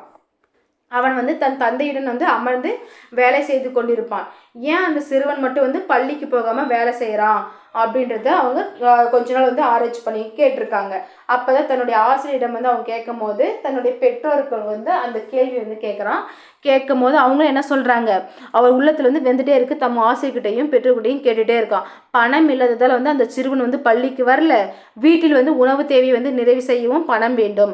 எனவே தான் அந்த பையன் என்ன பண்ணுறான், பள்ளிக்கு வராமல் வேலை வந்து பணம் ஈட்டுவதற்கோசரம் வேலை செய்ய போகிறான் அப்படின்னு சொல்லிட்டு நம்ம கைலாஷ் சத்யார்த்திகிட்ட அந்த சின்ன பையன்கிட்ட வந்து சொல்கிறாங்க பெற்றோரும் ஆசிரியரும். அதை கேட்டவுடனே அவர் என்ன பண்ணுறார், அவர் வந்து பிற்காலத்தில் வந்து அவரை பள்ளி செல்லாத குழந்தைகள் மேல் வந்து பரிவு கொண்டு அதற்காக வந்து என்ன பண்ணுவாங்க, குழந்தைகளை பாதுகாப்போம் அப்படின்ற ஒரு இயக்கத்தை உருவாக்குறாங்க. குழந்தைகளை பாதுகாப்போம் அப்படின்ற இயக்கத்தை யார் உருவாக்குனாங்க, கைலாஷ் சத்யார்த்தி. குழந்தைகளை பாதுகாப்போம்ன்ற இயக்கத்தை உருவாக்குனது யாரு, கைலாஷ் சத்யார்த்தி தான் உருவாக்கியிருப்பாங்க. அதுக்கப்புறம் தான் என்ன பண்ணுறாங்க, குழந்தை தொழிலாளர் முறையை வந்து ஒழிக்க வந்து பாடுபட்டார். குழந்தை தொழிலாளர் முறையை வந்து ஒழிக்க பாடுபட்டார். கடந்த 30 ஆண்டுகளில் பார்த்தீங்கன்னா 30 இயர்ஸில் 30 ஆண்டுகளில் 6000 குழந்தைகளை 86,000 குழந்தை தொழிலாளர்களை வந்து ஒழிச்சு மீட்டு உருவாக்கியிருக்காங்க. 30 ஆண்டுகளில் 86,000 குழந்தைகளை என்ன பண்ணியிருக்காங்க, குழந்தை தொழிலாளர்களிலிருந்து மீட்டிருக்காங்க. அது மாதிரி உலக குழந்தைகள் கல்வி உரிமைக்காக 103 நாடுகளுக்கு 8,000 கிலோமீட்டர் தூரம் வந்து நடைபயணம் செஞ்சாராம். 103 நாடுகளில் 80,000 கிலோமீட்டர் தூரம் வரை நடைபயணம் செய்தார் அப்படின்னு சொல்லி சொல்கிறாங்க. ஸோ குழந்தைகளின் கல்வி மற்றும் உரிமைக்காக நாடு கடந்து வந்து பரப்புரை ஆற்றியவர் தான் நம்மளுடைய கைலாஷ் சத்யார்த்தின்னு சொல்லி சொல்கிறோம். ஸோ அன்னை தெரசாவுக்கு அடுத்து வந்து யாருக்கு அமைதிக்கான நோபல் பரிசு கிடைச்சிச்சு, நம்மளுடைய கைலாஷ் சத்யார்த்திக்கு. நம்மளுடைய அன்னை தெரசாவுக்கு எப்போ நோபல் பரிசு கிடைச்சிச்சு, 1979. 1980 அவங்களுக்கு என்ன பண்ணி கிடைச்சிருக்கு, பாரத ரத்னா விருது கிடைச்சிருக்கு. கைலாஷ் சத்யார்த்திக்கு பார்த்தீங்கன்னா 2014 வந்து அமைதிக்கான நோபல் பரிசு கிடைச்சிருக்கும். 2014 அமைதிக்கான நோபல் பரிசு கிடைச்சிச்சுன்றாங்க. குழந்தைகளை தொழிலாளர்களாக மாற்றுவது மனித தன்மைக்கு எதிரான குற்றம். ஸோ உலகத்தை குழந்தையின் கண் கொண்டு பாருங்கள், உலகம் அழகானது. உலகத்தை எப்படி பார்க்கணுமா, குழந்தைகளுடைய கண் கொண்டு பாருங்கள், உலகம் வந்து அழகானது அப்படின்னு சொல்லிட்டு யார் சொல்கிறாங்க, நம்மளுடைய கைலாஷ் சத்யார்த்தி வந்து சொல்கிறாங்க. சரி வாங்க புக் பை கொஸ்டின்ஸை பார்க்கலாம். எல்லா உயிர்களிடமும் அன்பு செலுத்துவது மனித நேயம். எல்லா உயிர்களிடத்தும் அன்பு செலுத்துவது என்னது, மனித நேயம். தம் பொருளை கவர்ந்தவரிடமும் வந்து என்ன பண்ணாரு, அன்பு காட்டியவர் தான் நம்மளுடைய வள்ளலார். அன்னை தெரசாவிற்கு டேஸ்க்கான நோபல் பரிசு கிடைச்சிச்சு, அமைதிக்கான நோபல் பரிசு. கைலாஷ் சத்யார்த்தி துவங்கிய இயக்கம் குழந்தைகள் பாருங்க, குழந்தைகளை பாதுகாப்போம், குழந்தைகளை வளர்ப்போம் நேசிப்போம் இல்லை, குழந்தைகளை பாதுகாப்போம். வள்ளலார் வந்து பசிப்பினை போக்கியவர். கைலாஷ் சத்யார்த்தி குழந்தைகள் உரிமைக்கு பாடுபட்டவர். அன்னை தெரசா நோயாளிகளுக்கு அன்பு காட்டியவர். ஓகேங்களா. ஸோ இவ்வளோதாங்க. ஸோ இந்த வீடியோவில் பார்த்தீங்கன்னா நம்மளுடைய 6ஆம் வகுப்பு தமிழ் புத்தகத்தில் இருக்கக்கூடிய பாடங்கள் லெசன்ஸ் ஃபுல்லாகவே ஒரே வீடியோவில் பார்த்துட்டோம். ஓகேங்களா. நீங்கள் நல்லா படிங்க, நல்லா ரிவிஷன் பண்ணுங்கள், டெஸ்ட் எழுதுங்க, கண்டிப்பாக உங்களாலேயும் முடியும். ஓகேங்களா. Thank you your support.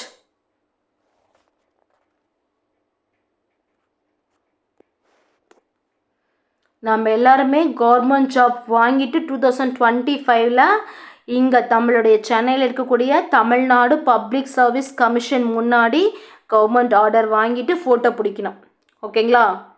ஸோ நல்லா படிங்க. Thank you your supports.